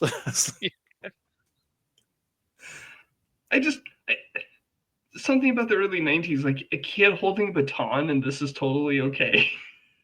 He's smiling. He's got his other hand in the fists. He's ready to Looks like you dish thought out I was some into Ninja justice. Turtles. Wrong, James Bond. Oh, and of course, the motorcycle has a fold-out like rocket launcher. Yeah, like you said, it's impractical, but it does look really cool.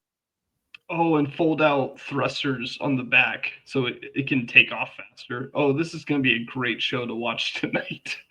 Yeah. I want to at least watch the first episode because, you know, these type of shows, they Good thing could it be comes with hidden that Timothy gems Dalton sometimes. figure there. Yeah. Yeah, the likeness of the figure isn't too similar to the dude that they've shown in pictures of the show so far. Yeah, it looks like one Didn't of those wanna big give him any touring extra bikes you see royalty people money. going around in the state on with all the big compartments to store stuff. Jeez. Yeah, especially up here because in the Rockies, we have Sturgis up in South Dakota, which is not too far. So around this time of year, or actually a little earlier in the year, just motorcycles on all the interstates. But do any of those motorcycles look like they're from the RoboCop toy line or anything like that? Probably, There's a lot and of they're those bikes and big stuff because around these here. people are traveling across country on these things. Yeah. They're always putting these bikes in boys' toy lines because, like Ninja Turtles, they put heaps of bikes all through those. The RoboCop ones, these guys. I know these are cool. I've never seen these, and I'm like, oh man, these are awesome. Spew Crew. It's like they. I appreciate that they come with like refillable goo and stuff. Yeah, this is very much like the old bloody Mad Balls and Garbage Pail Kids sort of style, like the real proper gross out. But I guess the art style goes back to older stuff, like on the 50s, 60s, silly comic looking art. Looks like they'd fit in with like Tanner's Real Ghostbusters or something like Yeah, that. yeah. Or They got those color schemes. another toy that will drive your mother insane as you crack her carpet and living room with dried slime. Yeah, this is the toy you're only allowed to play with in the garage. Yeah. All right, size. I do recognize some of these designs though. I remember seeing this in the shops. I'm going to be looking these up this week just to see what other ones there are because I've never seen them. I love the over the top designs and the colors and the gross stuff. It's so good. Interesting logos here throughout the years. Hey guys, how bad do you suck at frisbee? Pretty Because bad. here's a toy for you. I like the dog frisbees. They're soft, so at least they don't, if they hit you in the face, they don't hurt as much. Yeah, I just don't understand the purpose of the tornado. Yeah, if you're that bad at frisbee, just tie a string to it. The Z-Bots. This was my thing. I had so many of these, including the small vehicles and the big vehicle. So are they similar size to the trash bag guys, or are they smaller again? I would say, well, similar scale, but they would be a little smaller than the trash bag. Right. They look pretty cool. I've never seen any of them, but they look awesome. There's a lot of them. They are in the catalogs from like 92 to like 95. I don't think maybe I just never thought about it before, but they are a sub-brand of Micro Machines. For some reason, I always thought they were their own separate, but they're within the Micro Machines, branding. Interesting. They're almost like a Japanese kind of looking line, but then with the American 90s colors. It's like, yeah, because this is 92, so this would be before Power Rangers, but still, it's space. Kids like space and robots. Yeah, and colorful designs. It definitely screams collect them all. Most of them were like Japan and Italy love their like miniatures and minifigures and that. Yeah. And most of them were standalone figures. They do swivel at the waist and the arms, But there were gimmicks, like some of them were combiners, so that you could combine 3 of them into one bigger piece. These are other ones, though, you will cool see line. from I time to definitely gotta learn time, more about them. and you'll see them in lots sometimes, and you won't have a clue what they are because some of the creature designs are so strange. Pocket play, travel pocket play. Yeah, got tiny little etch-a-sketches here. But also like little crown sets that you could like wear as on your wrist as a watch. Many Just word ways games, many. Some of these I have seen repurposed and knocked off as modern day kind of cheapy toys that you will see sometimes in the dollar store style shops. But you Yeah, I've needed seen this that in too. like 92, 93 because we didn't have iPads. Yes. We Like, didn't buy you a Game Boy. We just got you this little metal ball that you can do an obstacle course with instead. And even if you had a Game Boy, you weren't rich enough to get the battery light thing. So like you were still limited to playing the Game Boy when a street light goes over your car. But I lived in the mountains, so like going to the big city, about an hour and a half, 2-hour drive in the mountains, it's like there's nothing to do in the back seat but play with physical toys. Cup and ball. Look, these are the Trek ones my friend had. He had all of those and more. Because I think the ones he had came in like packs of 3 like that, but they would be like sideways. And there were packs of 3, and then there were big packs. Yeah, there were bigger ones too. Them, but there were a lot of Star Trek toys. They were really nice. He had quite a few of them. And then you've got Spider-Man, which came in 3 packs, but there were 3 packs, and then they sold the deluxe set, which was the 9-pack, which I have. So you got like that was Spider-Man and X-Men. And I don't know what the hell the other things are. Those are biker mice. No, but with the X jet, because you can see the X-Men logo and it's like the animated cartoon jet. Oh yeah. But what's the yellow buggy and the? That's the Wolverine buggy. The what buggy? Wolverine's buggy, don't you know? Oh, well, of course. Oh, yeah, of course. The classic episode when he was on the road and left his bike at home, went around the big yellow buggy. Yeah, the orange is also an X-Men, but I don't remember whose. But they packaged the 2 Spider-Man and X-Men were packaged in one deluxe set, and it was called the Spider-Man set. Even though, I guess because there was just more Spider-Man vehicles. But man, Spider-Man was rich apparently when he was younger. Well, he did have the Spider-Mobile, so it would actually make more sense to repaint that Wolverine buggy as the Spider-Mobile buggy, because that existed. And apparently actually, there's toys of it now in stores I've seen, like RC versions. And Venom got himself his own little tank up at the top. Yeah, Venom tank. I like the biking lights. Remember, they're the best looking set. We were talking about those key rings earlier, the license plate ones, but I actually remember you could get those individual Micro Machine Star Trek ships as key rings, and they were the Galoob Micro Machines just with a little chain attached to them. I think I had a little Romulan warbird on my set of keys as a youngster. And they had the license for the original series, Next Gen, DS9, Voyager.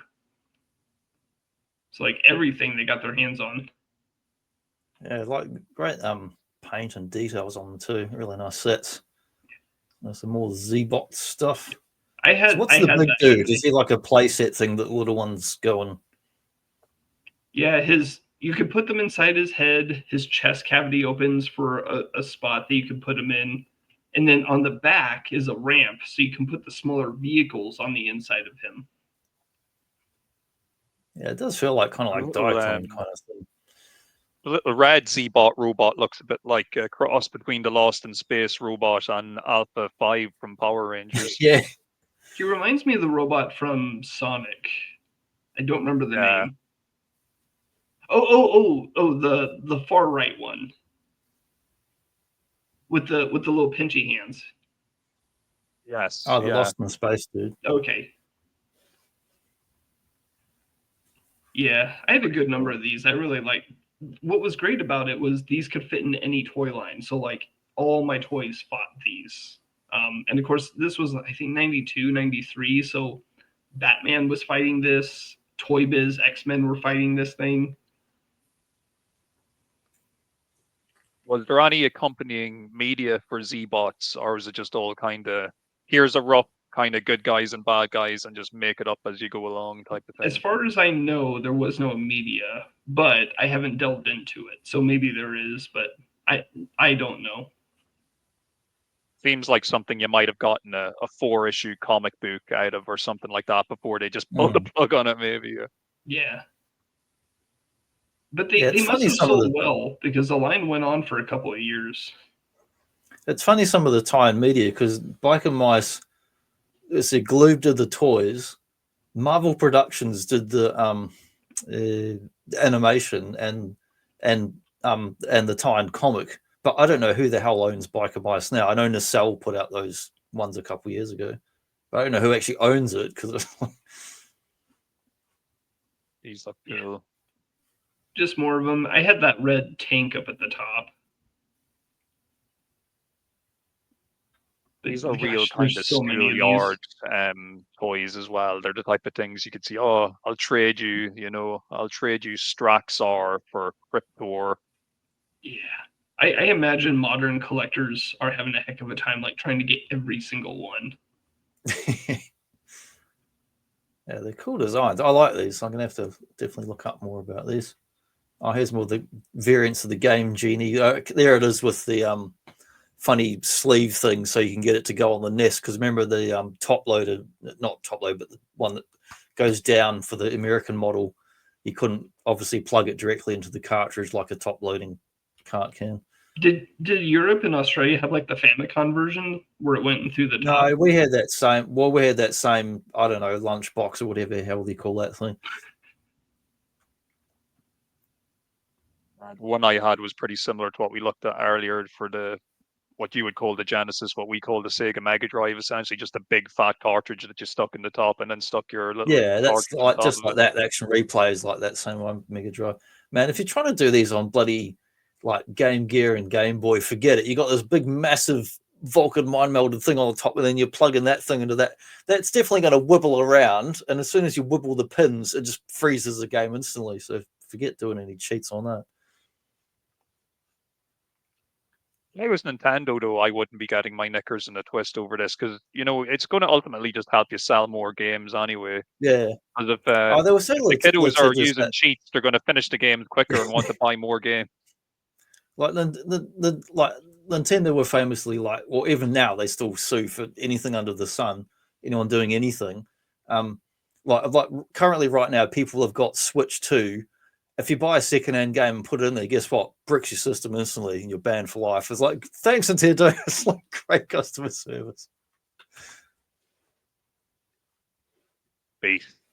Love these sets.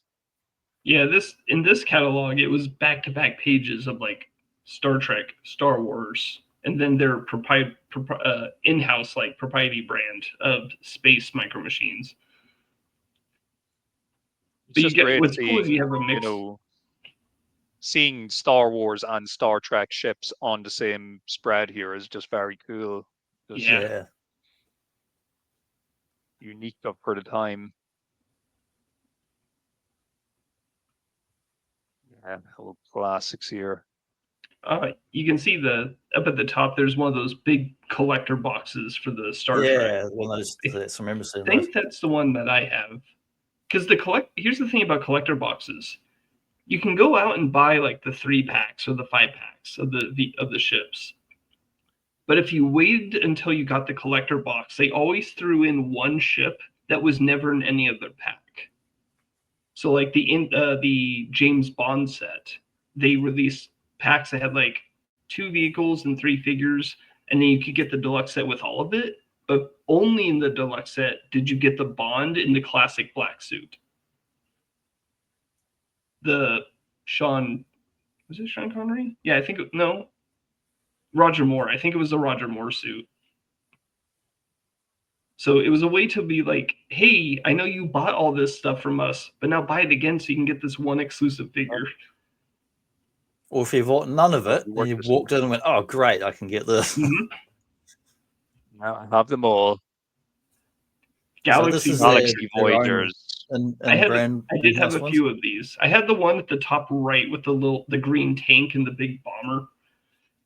They did come with play sets, and I think the play sets might have reused a little bit from the other, like the military micro machines, but still a lot of its own sculpting. But this was a way for them to be like, we have to pay a license to Star Wars and Star Trek, but no license if we make it up on our own. Do you have any of these ones growing up? Apart from the one you cited, were these even on your radar as something that you wanted to have, or were they just kind of there was there? Just so much stuff that was just like, this is more like what we call a stocking stuffer, where your mom and dad knows that there's a few toys that you want, and then they're always going to go out and get a couple of small things. And because this is like the other toys I have, they're just like, oh, he's playing with a lot of Star Wars toys or whatever. Oh, here's a cheap small box of space fighters or whatever. These must go along with those. It's funny how many of these, to me, I look at them as like, they could easily be Transformers of that era, because in the in the 90s, they were moving away from paying licensing fees for actual things and making up their own fantasy vehicles because it was cheaper to do. You got more Z-Bots, but you'll notice these Z-Bots are in tan colors. Yeah. Because I think we're in 94. Oh, yeah. There's the catalog right there. So they're redecos, are they? They're not the early ones? Yeah, and you start to see a lot of military toys get that tan color around 93, 94, because post-Persian Gulf War, America is on a massive societal high with regards to suddenly now we love our military, when in the 80s it was sort of derided upon because, everything after Vietnam. But post-Persian Gulf War, the American psyche switched, and we were like super pro-military, and everything's great about it. And then desert colors started to show up and everything. They did a desert colors Bruticus and one of the 10 million Bruticus repaints and Transformers. Then and Now is an interesting as well. I don't know the scale on the dinosaurs. So is this make them? Does the body go on the outside of the skeleton thing, or is it you get both? So when you see it in the pack on the bottom, you get both per box, so you can see. Oh, there we go. I was trying to work out whether it was two things or whether it clips over top of it or what. This may have been a product of the Toy Boys, which was a subsidiary of Galoob, who kind of went out and made the weird stuff. They were mostly known for like taking things that were not Micro Machines and then slapping the Micro Machines logo, like packaging around it. Stands out from being different from their other stuff. Yeah. I mean, every company under the sun's made bloody dinosaurs and dinosaur skeletons and that. And we got monster trolls, not just regular trolls, but monster trolls, possibly the only interesting versions of trolls. These were... Was it Galoob who did Battle Trolls, or was that Mattel? I'm not sure. I think know the Turtles trolls are pretty horrible. Yeah, because who owned the license for regular trolls? Who owned the normal regular troll license? Was that? I think that's Mattel. Mattel, because trolls were massive in the 90s for like a year. It felt like they were the biggest thing. Yeah. Everywhere. Yeah, and Battle Trolls were kind of like, hey, let's make the boys like trolls, and they were just big, beefy dudes with like football padding and guns. But the sculpts on these look very troll-like, so I wonder how this was able to pass. So it says Hasbro did the Battle Trolls. Just to have a quick search. My favorite on here is on the right. There's Swamp Troll. You can see like I like the swamp one. Yeah, he's got the bark body with like the moss coming over his face. I like Frankenstein one. Radioactive green hair of his and green skin. They've never done the old man comb over trolls. They've done the comb over. I mean, eventually, there's so many bloody trolls, man. I remember every company was like doing variants and weird versions of them. I wonder if that one in the bottom, the purple hair, I think that might be a Godzilla type. Yeah, it looks reptilian. But I Yeah, don't these mind are these. all- I mean, I've never liked trolls in general, but like of all the bizarre troll variants, these are actually interesting to look at.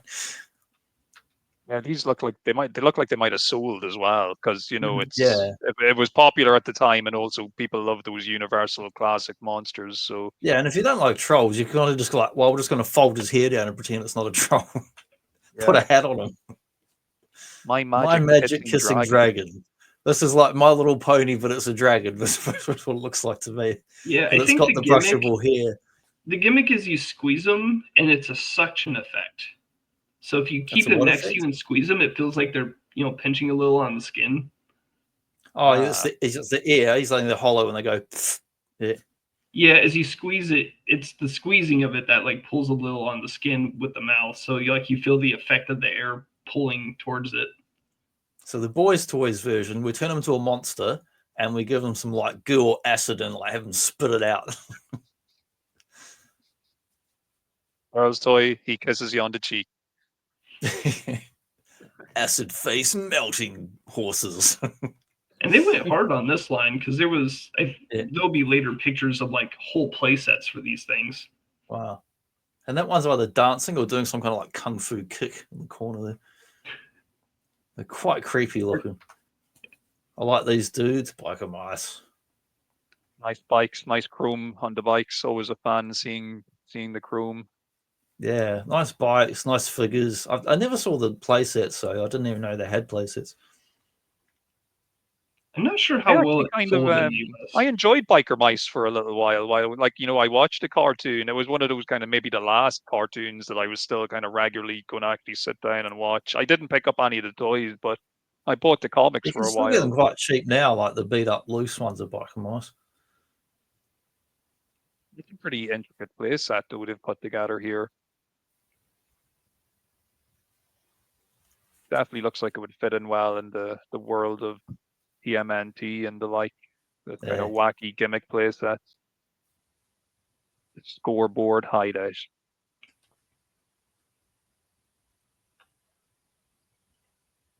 Do you have any biker mice stuff, Jesse? No, it wasn't a line that I picked up on. The cartoon didn't pull me in. I really think like all those post TMNT cartoons like Street Sharks and Biker Mice just extreme dinosaurs. The flavor lost it for me. Like Plus, if you get older, you're like, I don't care. I'm interested in other stuff now. Yeah, now I have Jurassic Park toys. It's like, why do I watched Biker Mice, but I never had any of the toys. So these, I picked up those in the cell ones though. So these two, so in '95 they stopped doing book catalogs, and they went with these like flyer type handouts. Because they're more colorful and you can just insert these like single page flyers. But what I loved about Galoob was that they did this gimmick where for '95 the theme is that all the flyers were designed to look like print media. So an example here, you have the Global Insider, which is it's making fun of the National Enquirer, which is just made of garbage. And so Z-Bots is like perfect for that. Z-Bots create perfect weapons, cross international borders. I think on the inside, I'll have to look for it. I think there's one thing that's like, am I in love with a Z-Bot? Are you in love with a Z-Bot? Oh, yeah, right there at the top. It's like the Weekly World News. Yeah, it's just such silly stuff. And then Mutant League, it's sports commentator. That's like Bret Hart as a mutant skeleton man. Yeah, referencing Sports Illustrated. So it's all about being a sports magazine. And they had Mutant League. I don't think they had that pictures of it, but they're essentially just like big toys that are mutants that play sports. Because there was that video game that's not that brand, but the one on Genesis, like the Mutant League Hockey or something. Yeah, but I don't know if it was that same brand or not. I think there was a cartoon. I don't remember. Mm. Flamin' Savages overpower pro sport. Slamming Savages. That Will could be a never be the Macho Man same. toy line. Yeah, it could be. Could be. So we've got Sky Dancers. I know there's been a whole variation of these things in different companies, including ones that got banned for, like, I don't know, kids hurt themselves with them. These are very popular in the US. They sold very well. And then this is Sky Dancers is supposed to represent like a children's comic where it's colorful and bright. Mm-hmm. Yeah, that looks like the Barbie Marvel comic of the same era, those same colors and look and fonts. And I think the most ingenious is like My Pretty Dollhouse, which is an ingenious toy line, is a real estate booklet.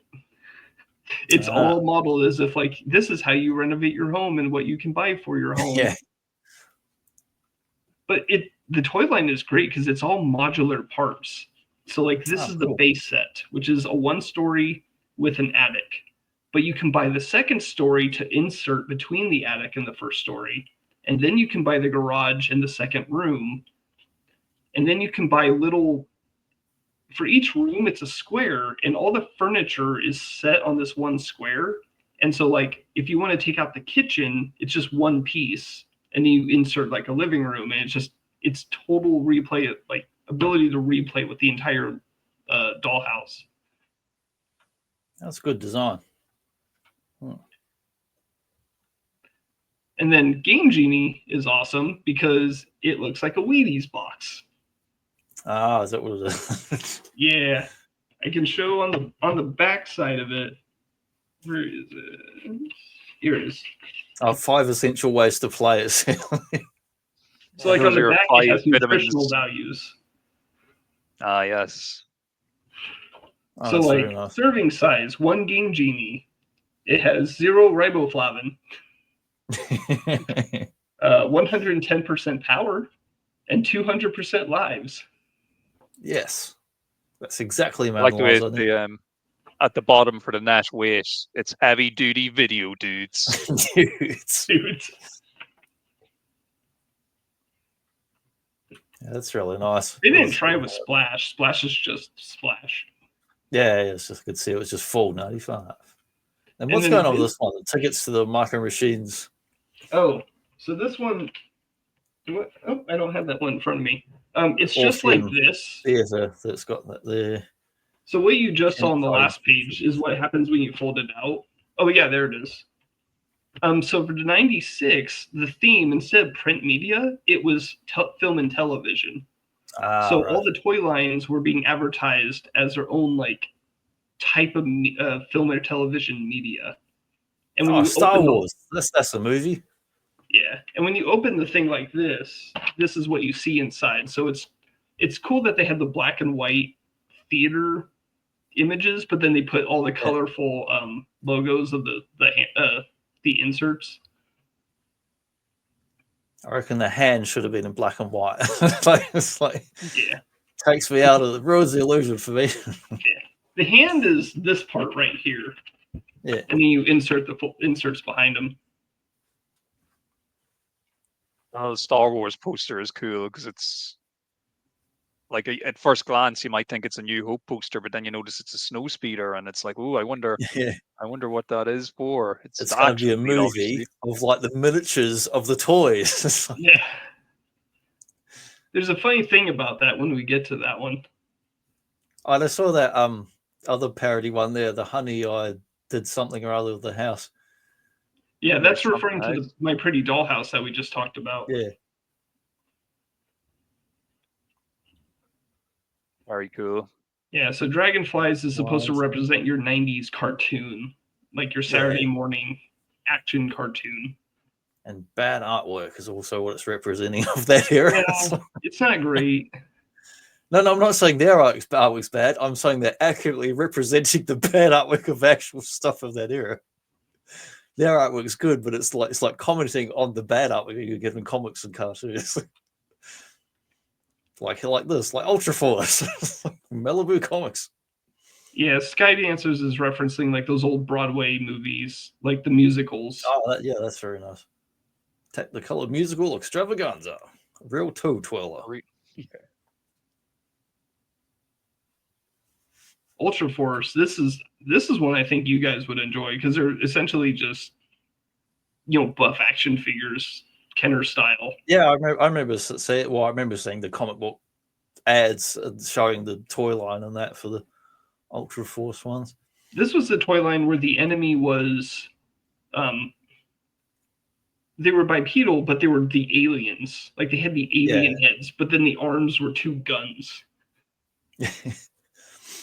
The Ultra Force ones and Malibu Comics, like it was very derivative of Image Comics and their sort of style and things they did. Yeah, the Star Wars poster looks like a traditional poster. It's hard to tell, but where it says music by Alex Andrist, it's a sticker. And I always wondered, like, is there another name under that sticker? I eventually got several of these, so I was like, all right, I'm going to take that sticker off one of these, and there is another name. So I am curious to talk to someone from Galoob and be like, who is this guy and what happened? Yeah, did they put the wrong name or someone changed or left or... There was a big scandal. Somebody had to leave and have their name. Yeah, and Micro Machines is supposed to represent like your action, your car action movie. If you're doing it now, it will be a Fast and Furious movie poster. Micro Machines 25. We're going to Mars. Micro Machines 52. We're coming back from the other universe's solar system. Pound Puppies. I Shrunk the House. Your family childhood entertainment film where kid finds a dog and the parents don't want it, but they keep it at the end. And Purries. Interesting wordplay there. Yeah. Honey, I Shrunk the House. I'm excited for Rick. What's his last name? Moranis. Moranis is coming back for Spaceballs because that quest for more money. Big dose of entertainment in a miniature. That's a good tagline. Yeah. Honey, I Shrunk the House. Yeah, the dragonflies, they're like the boy sky dancers, essentially, are they? Yeah. That's in mutated forms. Yeah. Mutagen. And my sister had one sky dancer, and I remember it would like fly up and hit the ceiling and then fall down. And it's like, all right, that's a gimmick. But they were delicate. You couldn't manipulate the arms yourself because they would snap if you did, or it would break the mechanism. They are very limited itself as a toy. If you're not doing the actual gimmick, there's literally nothing you can do with it except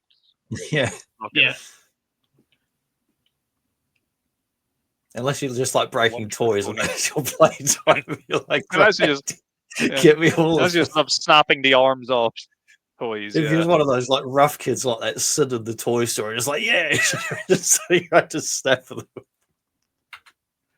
Here's the play pattern they don't discuss in the manual: breaking limbs. So moving into 97, 98, it's a lot of the same stuff because in 98, Galoob had just renewed the license for Star Wars. It was expensive, and they're losing money on license-based properties. We'll get to some of them coming up. So these were the tough years for Galoob, and the reason why they eventually got acquired by Hasbro. Lots of Pound Puppies. I just wanted one image to represent them, but there were like years of these toys. I didn't know they were still going because like the cartoon was a bit of a bomb, so I didn't know the toy line was actually still going at this point. And that van playset, so they did micro Pound Puppies because of course it's freaking Galoob. That Van City playset has been reused more than any other toy in the Galoob library. Because I think there's like a dozen versions: military, police, off-road, 3 different types of off-road, standard city, and just that van folding out to have a little playset. I got their money's worth out of that tooling. Did you get to spice up your life? My youngest sister had some of these. Yeah, this was the She was first exactly year. the age where she loved that 98. movie and she had the music. And yeah, the 99 catalog has more of these, but this was the first year they came out with the girls and the studio. They're actually decent looking Spice Girls dolls. They're better looking than your average Barbie doll. And there's a good highly representation sought after by fans these days. And there's a good representation of the dollhouse and all the different ways, the modular ability of it to like insert entire rooms into it and put different levels on it. You build it into that big mansion from The Shining. Yeah. Yes, you could. That's the repaint. You know, they probably could have just tweaked that idea into a boys' toy line that was based around building military Bruce bases Wayne's or manor. something. Yeah, just keep adding to your base model. Pretty cool, I have to say, though, that kind of modular design. Second story additions.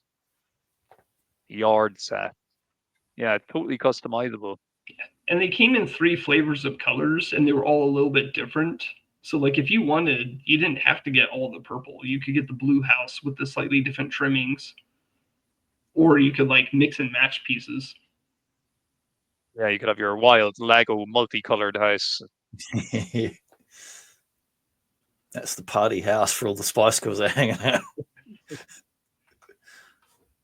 And then of course they did. That's pretty big.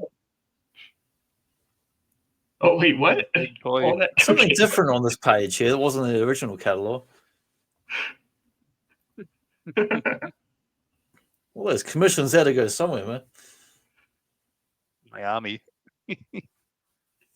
And the castle, of course, was also modular pieces. You bought the central keep, and then you bought the other pieces to go along with it. So it was a good way to keep making money. And it's kind of expanding the line a bit as opposed to just doing your like general real estate, normal family homes. Now we've got an actual kind of fairy tale castle deal going on here with your horse and carriage and prince and princess and all that good stuff. So the little figures there, are they about Lego or a bit smaller than Lego figures? I would say Polly Pocket. Oh, so yeah, like yeah. Inch and a half, kind of. I'm not really sure of the scale. But they're taller than Micro Machine, but like Action Fleet size. Yeah. Anastasia, so they got the Fox. This was an animated film or something? Yep. I just remember the name, but I don't. That's all I remember. I mean, I know it's obviously a story, but it was not Disney. I think it was Don Bluth. Yeah, that's why it's like, because it's Galoob, and it was like obviously it can't have been Disney. So that's why. Yeah, it was the rights were owned by Fox, and so Galoob got the Fox Studio brand. Did Fox own Starship Troopers? Was that the production or the? I'm not sure. Probably. I don't remember. No, I don't think it was Fox. Yeah, I think it might have been. It was a different company because that company had their in-house special effects people who sucked. So it's come up Starship Troopers Tribe, but which is Sony, yeah, because that's a division of Sony. That's right. And they had their own in-house special effects people who were not great, and they had to bring in some experts to like help them out with it. But yeah, Fox, Galoob got the Fox deal, so they were able to do a ton of Anastasia toys. They had the dolls that we just saw. These were action figures with like, limited 5POA articulation. And then later you'll see there's ones that are the kind of like the wrestlers. They have no movement, but they have play sets. Good looking figures. Russian royalty play set. Yeah, they went hard on the line, but unfortunately the movie, like, it was a decent movie, but culturally, like, after a year went by, people forgot about it. Yeah, that's what happened to most. Probably tried to put Disney wanted to extinguish the flame. Yeah, kill the competition. Well, and I wonder what movies came out that same year, but good stuff. Lots of Pound Puppies. Yeah, more Pound Puppies and cats as well. Purebreds, which tells me they had a brand deal with Purina. Ah. Then we've got more ones here, those like playset miniature ones. Yeah, with the little plastic animals. These look like pound flatties. They're very squish. They're sleepy puppies. Johnny Ooh, Quest. Johnny Quest. Very cool. They had these ones, which are like, again, 5POA Kenner style, and then they also had Micro Machine Johnny Quest. But they did a lot. This must have been that relaunch with that show at the time. Yeah. The New Adventures, I think it was called. Yeah. Great intro to that show. Tons of toys. Had a good show. Yeah. There's not a picture here of it, but there's like a boss monster toy, which was like super big. That was kind of cool looking. And then a T-Rex looking vehicle. Last Rover looks pretty cool. Yeah, it does look really good. I don't think it's too hard to find. I think you can find it. It wouldn't be cheap, but I don't think it's super expensive either. Yeah, definitely good. I mean, it's a good toy line unto itself, but plenty of stuff to repurpose for other lines there too. So we're moving into Action Fleet again, but now we're moving into the licenses for like Aliens, Predator, Terminator 2, and this never came out. I remember it's one you told us about a little bit. And I'm so sad because this looks awesome. It does. It looks amazing. It really does. It's like Alien and Aliens combined into one playset. It's really ambitious and very and you got well the Queen designed. down there. Yeah, the Queen Hive, you got the derelict ship, you even got base huggers and little tanks. There's so much going on. It's incredible. And you have Ripley in her power loader. I'm guessing that little marine guy lying down is about to fall through a hole in the floor. He probably gets dragged down by an alien or something like that. You know, there's probably something cool going on there. Do you think? No. I was wondering, like, is that Bishop? Yeah, that's what I wondered. Maybe he's going to get ripped in half. Yeah, who knows? I think what it is he gets pulled in, like you push him into that thing, so only half of his waist is showing. Oh, that's pretty He's cool. just having a nap. Yeah, and of course it's a folding play set. You can see the hinges on the edges, so all the parts can fold in, and then there's the top of the base is a carrying case. And somewhere this prototype exists, this production piece, and it's like, whoever has that, I want to buy that from you or steal it from you. Or I want to get like a cast of the mold so it can be blown up to work with the Kenner Aliens toys, because it looks like it's got that real. I love the style of it. It just looks like it would fit perfectly with that line. Yeah, if you blew that up for the Kenner Aliens and then like backlit it, it would be like the Kenner catalog of the. I do like the tagline: "Get the aliens before they get us." I'm pretty sure at no point in those movies are they on the offensive. That was the Kenner cartoon. Yeah, definitely. It's such a clever little playset. Like even looking at the exterior, where you can see the bit of the derelict ship, but then you see the outside of the atmosphere processor base and stuff. It's just very cleverly put together. Like whoever had to sit down and put that together, put some thought into how they're going to incorporate all the elements of the movie into one set, essentially. Oh yeah, it's got the space jockey. So yeah, it is like Alien 1 and 2. It's like that's a bonus getting that in there. Yeah, unfortunately, Galoob, when they did these licenses, these were supposed to tie them over while Star Wars was kind of on a down low in 97, 98 until they got the license and Phantom Menace comes out in 99. But with these properties, Starship Troopers was an R-rated movie. Kids were not getting those toys. Aliens came out in 89, so 88, 89, something like that. 86. Oh, 86. For Alien. Okay.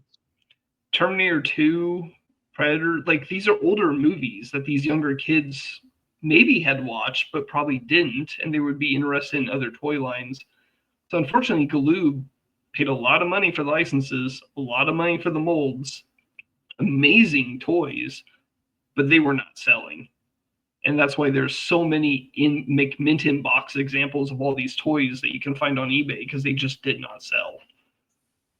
I guess I wonder, did the Star Trek, Star Wars, the ones just the miniature ships and the packs, I'm sure they must have sold pretty well compared to the Alien stuff, because people like, I mean, we would have been 15 to 17 when my mate was getting those, because he was into models and miniatures as well as like in Aliens and Star Wars. He was like, oh, these are like nice miniatures. You know? Oh, the Star Wars stuff was their big whereas seller. he wouldn't be interested in play sets at that age. Yeah, the Star Wars stuff was like a quarter of their income for a couple of years, because there was just a the age range. I mean, like, you know, there's kind of a crossover appeal, whereas most adults aren't going to go, even though we can look at this now and go, wow, this is awesome.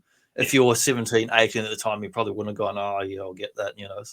And there was media, because the 90s was all Star Wars. There was tons of Star Wars video games, books, comics, Shadows of the Alien Empire. was mostly, other than some of this random stuff, you had all the Dark Horse comics. There was a lot of model kits in the 90s. You would get that. That was pretty much your stuff for the West, was model kits.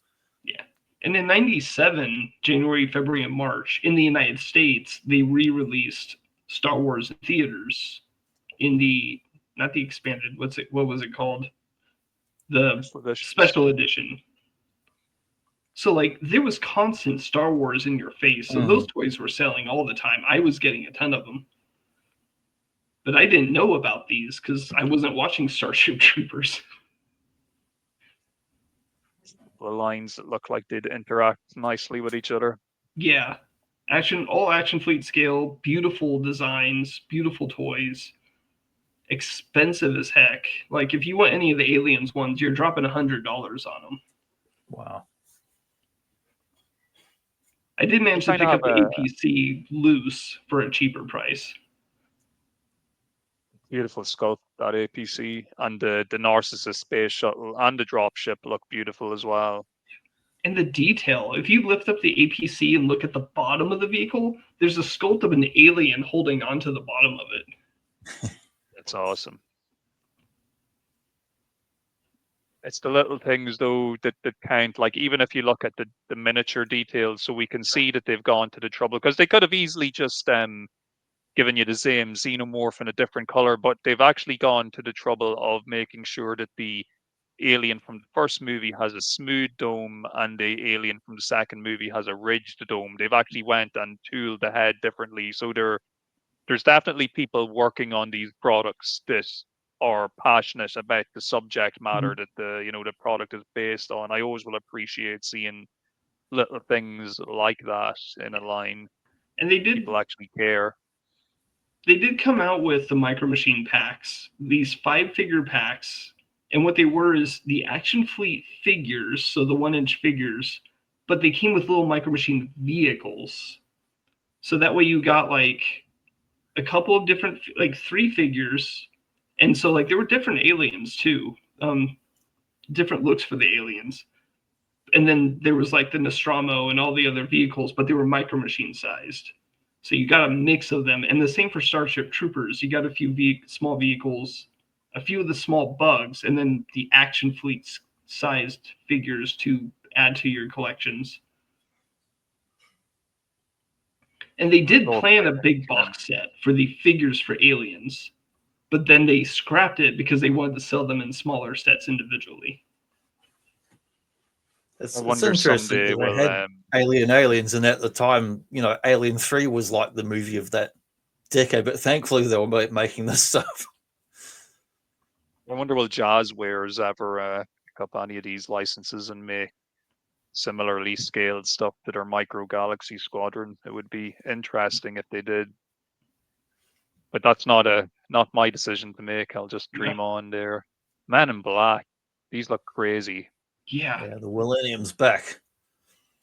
I remember seeing them advertised, but I never had any. This was about the time I was getting out of toys, so I was just not really interested in Black toys, but I didn't know I had all these weird, gimmicky, pop out and gross out stuff, kind of, real Ghostbusters sort of gimmicks. The Alien Attack Edgar looks more like a zombie figure than an actual Yeah. alien figure. He looks like a bloody Resident Evil figure from there from Yeah. back then. These are, I don't know what it is. There's something about a lot of these designs we've looked at today for, like, I know on those trash bag kids and stuff, I'm getting just real Ghostbuster vibes off some of Yeah. these creature designs that I'm seeing today. Mhm. Like, let's just stick random eyeballs and teeth on things and make them colorful. They look like, some of these look like they're in static poses, but others look like they have actual proper leg articulation. Yeah, But I've never even held one of these. They've got that He-Man art, like, posing style where they always look like they're in action. At least I suppose the little action figure base it comes with also acts as a stand. So that's kind of nice if you're just getting them to display. I wonder, do you think these are based on the movie or are they based on the cartoon? I think the cartoon. Yeah, it looks like the cartoon look. That would make more sense.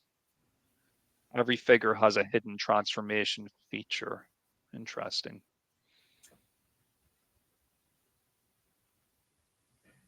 Slime fighting K versus Edgar the Alien. Greek Striker K versus Manhole Alien. Yeah, some colorful stuff. So Yeah, this coming up is the towards last bit. So we're just coming up to the end here. You are looking at something that is very rare. The 1999 catalog. Because I've only seen one and I own it. I just haven't seen it come up anywhere else. And I lost my mind when I saw it. And I had never made a faster eBay purchase.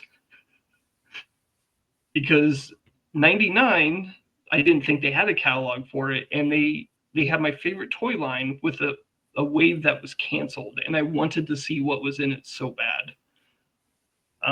But you can see here, what's nice about these pamphlets or these folders is they're not just about the toys, they're about the advertising. Because you're handing these out to Toys R Us, to Kmart, and they feature things like the media plan. When are we going to air our advertisements?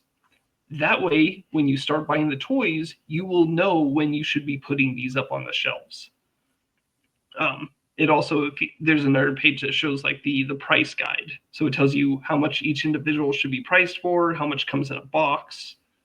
So, you're someone that works at Toys R Us, we should be at this month, in August, we should start stocking up on Micro World stuff or NASCAR stuff. I can't imagine like any companies like Hasbro actually been organized like this now. They just send crap out and it's like, oh, you get this March. Oh, rest of the world, they might get it in 6 months, but who cares? There's no like consistent planning like this. It's just like, I feel like it's no longer, it's still in the hands of the distributor, but I just feel like it's too Mattel and Hasbro globally have destroyed distribution for everything. They've ruined it. Well, even think 70s, 80s, 90s, things rolled out and actually, like on this document here, now everything's a fucking mess and no one wants to take any responsibility for it. Yeah. And the stores themselves take a lot of blame for that today. Like, just the inconsistency with how they put stuff out on shelves. Yeah, so we got more Spice Girls. Because, of course, like Barbie, you have to have all the different outfits. I didn't know they did more of them. It makes sense because they were very popular for a short period of time as far as their non-music merchandise. Yeah. And then you have twins, which are these quadruplets of girls that you buy accessories in packs of 4.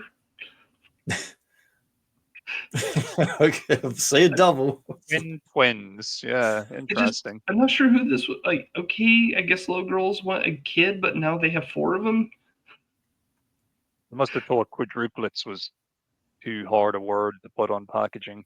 I wonder if this was sold exclusively in the state of Utah, where they have like massive families.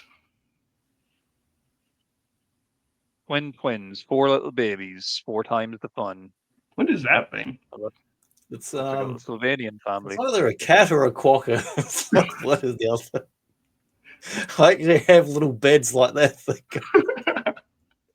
They're an Australian brand called Little Woodsies. They're like a knockoff of Slovenian families. They've got the same what do you call it? That flocking. Oh, and that all soft, weird material. There's a little bed. I won't pull them out because I'll knock everything over.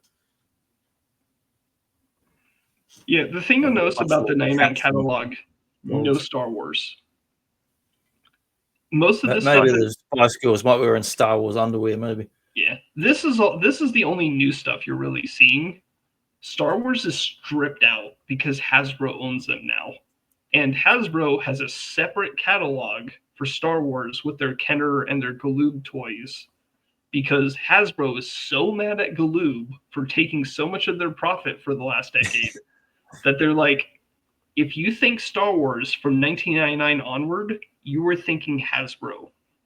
Like, we will mention Power of the Force by Kenner and Micro Machine by Galoob, whatever, but the branding on all the labels is Hasbro, because it is our brand now. I remember in '99 walking into stores and seeing the stuff that was just. It was a time when there wasn't a whole lot of toys on the shelf as far as new things, and then it would be like Star Wars, and it was just like the whole store was Star Wars, but a lot of it was garbage. Like the figures and toys, and they made too much of it, you know. Well, the Action Fleet stuff, the Micro Machines, that was awesome because they did all the Phantom Menace toys, and they were really good. I mean the Hasbro stuff, not the Galoob stuff. But yeah, a lot of it just shelf formed, and people didn't want it. It was too much. They made too much of every variation, every size, and every figure. But again, it's like the Micro Machines. These have all come out before. The Pound Puppies. This all came out before. I think those Pound Ocean things are new.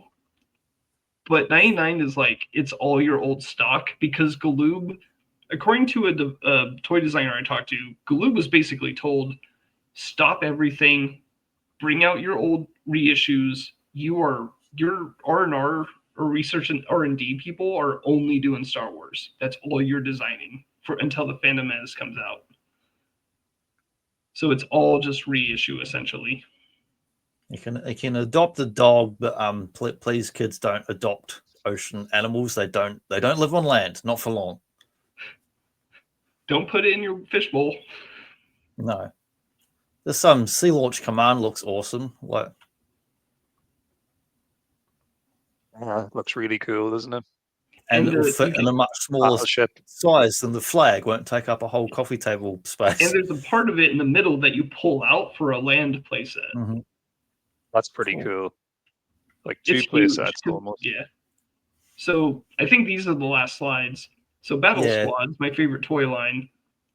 This shows Wave 1 and the canceled Wave 2, and it makes me cry a little inside because it's like I loved some of the stuff. So like on the right-hand side, the 2 infantry packs came out in Wave 1. So did the top 4 of the smaller vehicles. The bottom 4 are brand new and never saw the light of day. Looks like there's a World War II half-track and a small a scout helicopter. And then on the left side, obviously the C-130 Warbird came out, but the F-14 Tomcat and the Hind helicopter never got released. And I would have killed for that Tomcat. Hind is very cool as well. You can't see it from this scale. I could send you a picture later. The cockpit is a single piece. You push a button and it ejects. Oh, deadly. Awesome. You could buy 2 of those and paint them up and recreate just the worst scene, the saddest, most depressing moment of Top Gun. So the ones that got cancelled, I'm assuming that was like a full-on cancellation. They didn't get any type of like European or only the F-16 release. Because it got repainted and put into that Micro Machine playset for the UK. That was the only one I know of. Too bad. It is kind of sad. They're so cool, and somewhere somebody has them in the closet. And what I'm worried about is like one of the designers has them, And well, no, the F-16 came from a seller in Hong Kong. So they must just be sitting in a warehouse in one of these factories, and they're just going to get sold or tossed or something. Hard to know, hard to really say, like, because they could be in the possession of people who know what they have and are, looking after them, or, it could be one of the designers' kids have them. It's like, oh, there's all this old junk that Dad used to work on. Yeah, Who that's the cares? dog's Type toy. of stuff. Yeah, yeah. You would wonder. And then this one, oh, this one hurts. So the 4 new ones that got canceled. So there's the F-16, and I'm excited because, and one of the reasons I was in a rush to buy this from eBay, I had no print media to demonstrate that the F-16 was actually a toy from Galoob. Like, other than, you look on the bottom, it says GTI, which is Galoob Toy International, 1999. But I had to keep telling the story about it so people understood it was a toy from Galoob. And now it's like I can actually show you that this is a toy that was canceled. The F-117, there is a production sample. I missed buying it back in 2017 because I stopped at $80 because I thought $80 was a stupid price to pay for a toy. And now someone is selling it for like between $2,500 to $5,000, and it's like, oh, dang it. The M60 tank, which is a kind of a pre-Vietnam era. No, during Vietnam, because this is like basically after the patent. And then the MiG-21 fish bed hurts because the F-4 Phantom came out in the line, which is an American Vietnam era fighter jet. And the MiG-21 is the Soviet aircraft that it fought against primarily during Vietnam. So I have the Phantom, but I don't have its like wartime counterpart to like compare it with. Are there any off-brand or like just general third-party items that would be in scale with these that you could find or kind of use to kind of plug any holes in your collection? Yeah, like you could find stuff? model kits. These are roughly like 199 scale, kind of like in that range. So it's an odd, because most model kits are like 170, 140. But there's just, yeah, it's kind of a weird scale. Once in a while, you might find something close to it. The only thing is, oh, do I have it with me? I do have an Action Fleet F-14 Tomcat, because in 1989, when they did Army gear, they came out with a Tomcat. Cool. This is obviously much smaller than the one that would have come out for the Action Fleet. But this is like the first example of an Action Fleet scaled vehicle from Galoob in the 80s. Has a little open cockpit and the wings do expand. So before Action Fleet, there was that. And then, you have your, I'm thinking what else is in that scale? You have your Jazzware, Micro Galaxy Squadron. The Buzz Lightyear toys, those were in this scale. So that was kind of neat. People were buying those and customizing them to be like weird rebel fighters. Yeah, and they were doing it with the big Buzz Lightyear toys too. Yeah.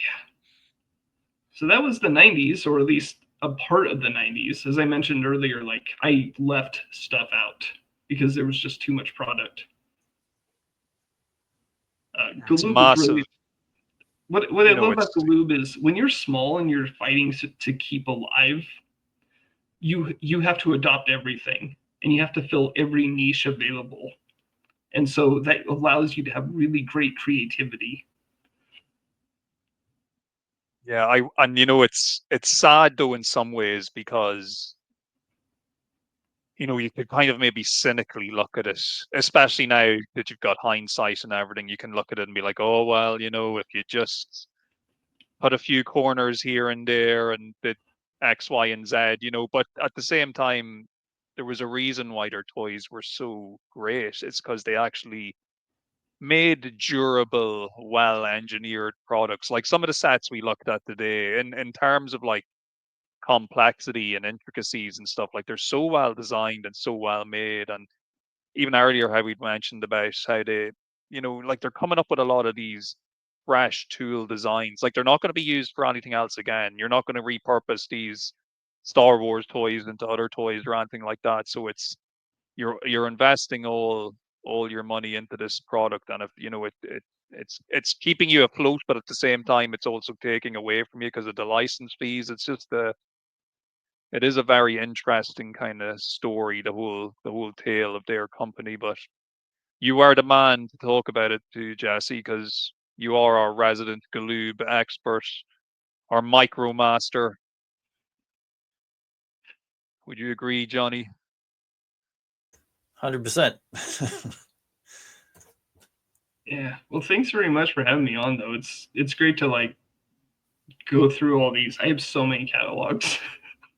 And I have to be delicate with them too, because some of them are starting to like that glue is starting to wear out on some of them. But it's always great the old action comics and like keep it away from too much light and heat and oily hands.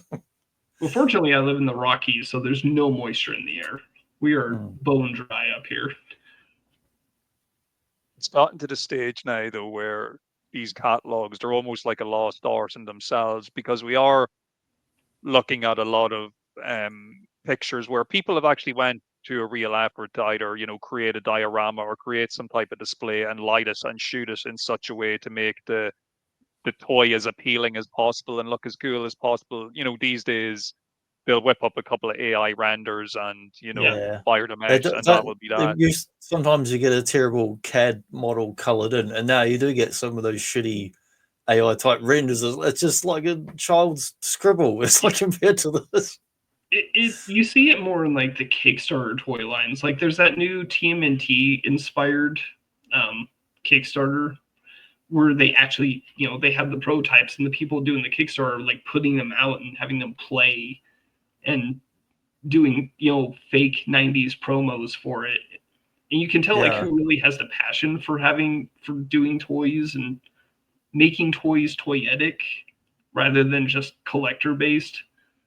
And it's such a sad missing art because, in the 90s was really not the last era of mass playtime with toys, but it was kind of capping it off, because even at this time I was 95, 96, I was starting to get more into computer stuff and video games and music. But there was still a lot of toys, and it was still a competitive market, which is why Hasbro and Mattel are so insistent on buying up their competition. And unfortunately, I think they kind of hurt themselves by, getting rid of the competition and being so focused on licenses that toys just aren't quite as fun. Yeah, I think most people that have been around long term, especially looking back to like 60s, 70s till now, like Hasbro and Mattel pretty much have destroyed a lot of the variety of toys and original toys, and it's all become brands, licensing, and yeah. Though I will give credit to like Bluey is a really good toy line. Like they're going Galoob hard on toys and vehicles and play sets. Yeah, that's the only vehicles I have. I got got a garbage truck, I got a school bus, and I got a ute, like a pickup. If I had ute. a kid, I would let him play with Bluey. Well, they're playworthy toys. Like they're quite strong and robust in that. Like they don't break easy. Did that dog have a Bjorn hole? Yeah, well, that's the seat hole for when he pegs into the vehicle. Seat hole, is that what we're calling it now? Yeah, the B hole. It's got foot pegs as well, so they've got foot pegs so you can put them onto the vehicles and that. And so if you put them in the vehicle, you can the wheels actually roll really good. I did a little flick and it rolled the whole length of the whole hallway. So yeah, if you ever want to like, if there was something that stood out in this and you want to do another talk, or even without me, if you just want photos,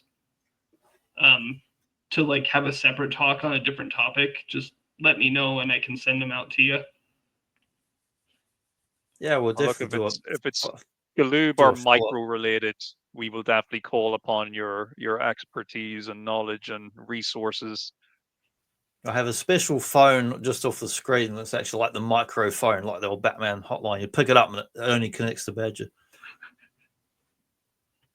Tiny miniature phone. You have to pick it up with a pair of tweezers. Very small. Yeah, unfortunately, I can't find it. I think it fell on the carpet.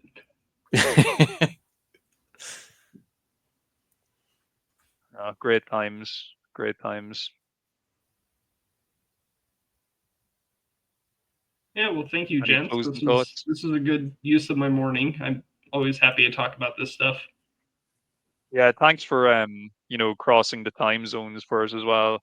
I think it always works out favorably for me when we do these three-way discussions. You and Johnny are in the early mornings and the late nights. I'm in the Yeah. just right zone, ready to get my dinner. I've got the bonus. This is the first time ever we've had Badger. I'm not working tomorrow, so I don't give a shit what time I get up. Oh yeah, good stuff. But yeah, thanks for coming on, Badger. It's been an honor and a privilege, and I've been looking forward to it. So, well, ever since the last one, but also was keen to talk about Galoob stuff because you've been showing off in the in our private chats and that with the bunch of lads, like get into your catalogs and that, and I thought it'd be a good follow-up thing to do. Just made sense because they're such beautiful catalogs. Yeah, I do intend to start.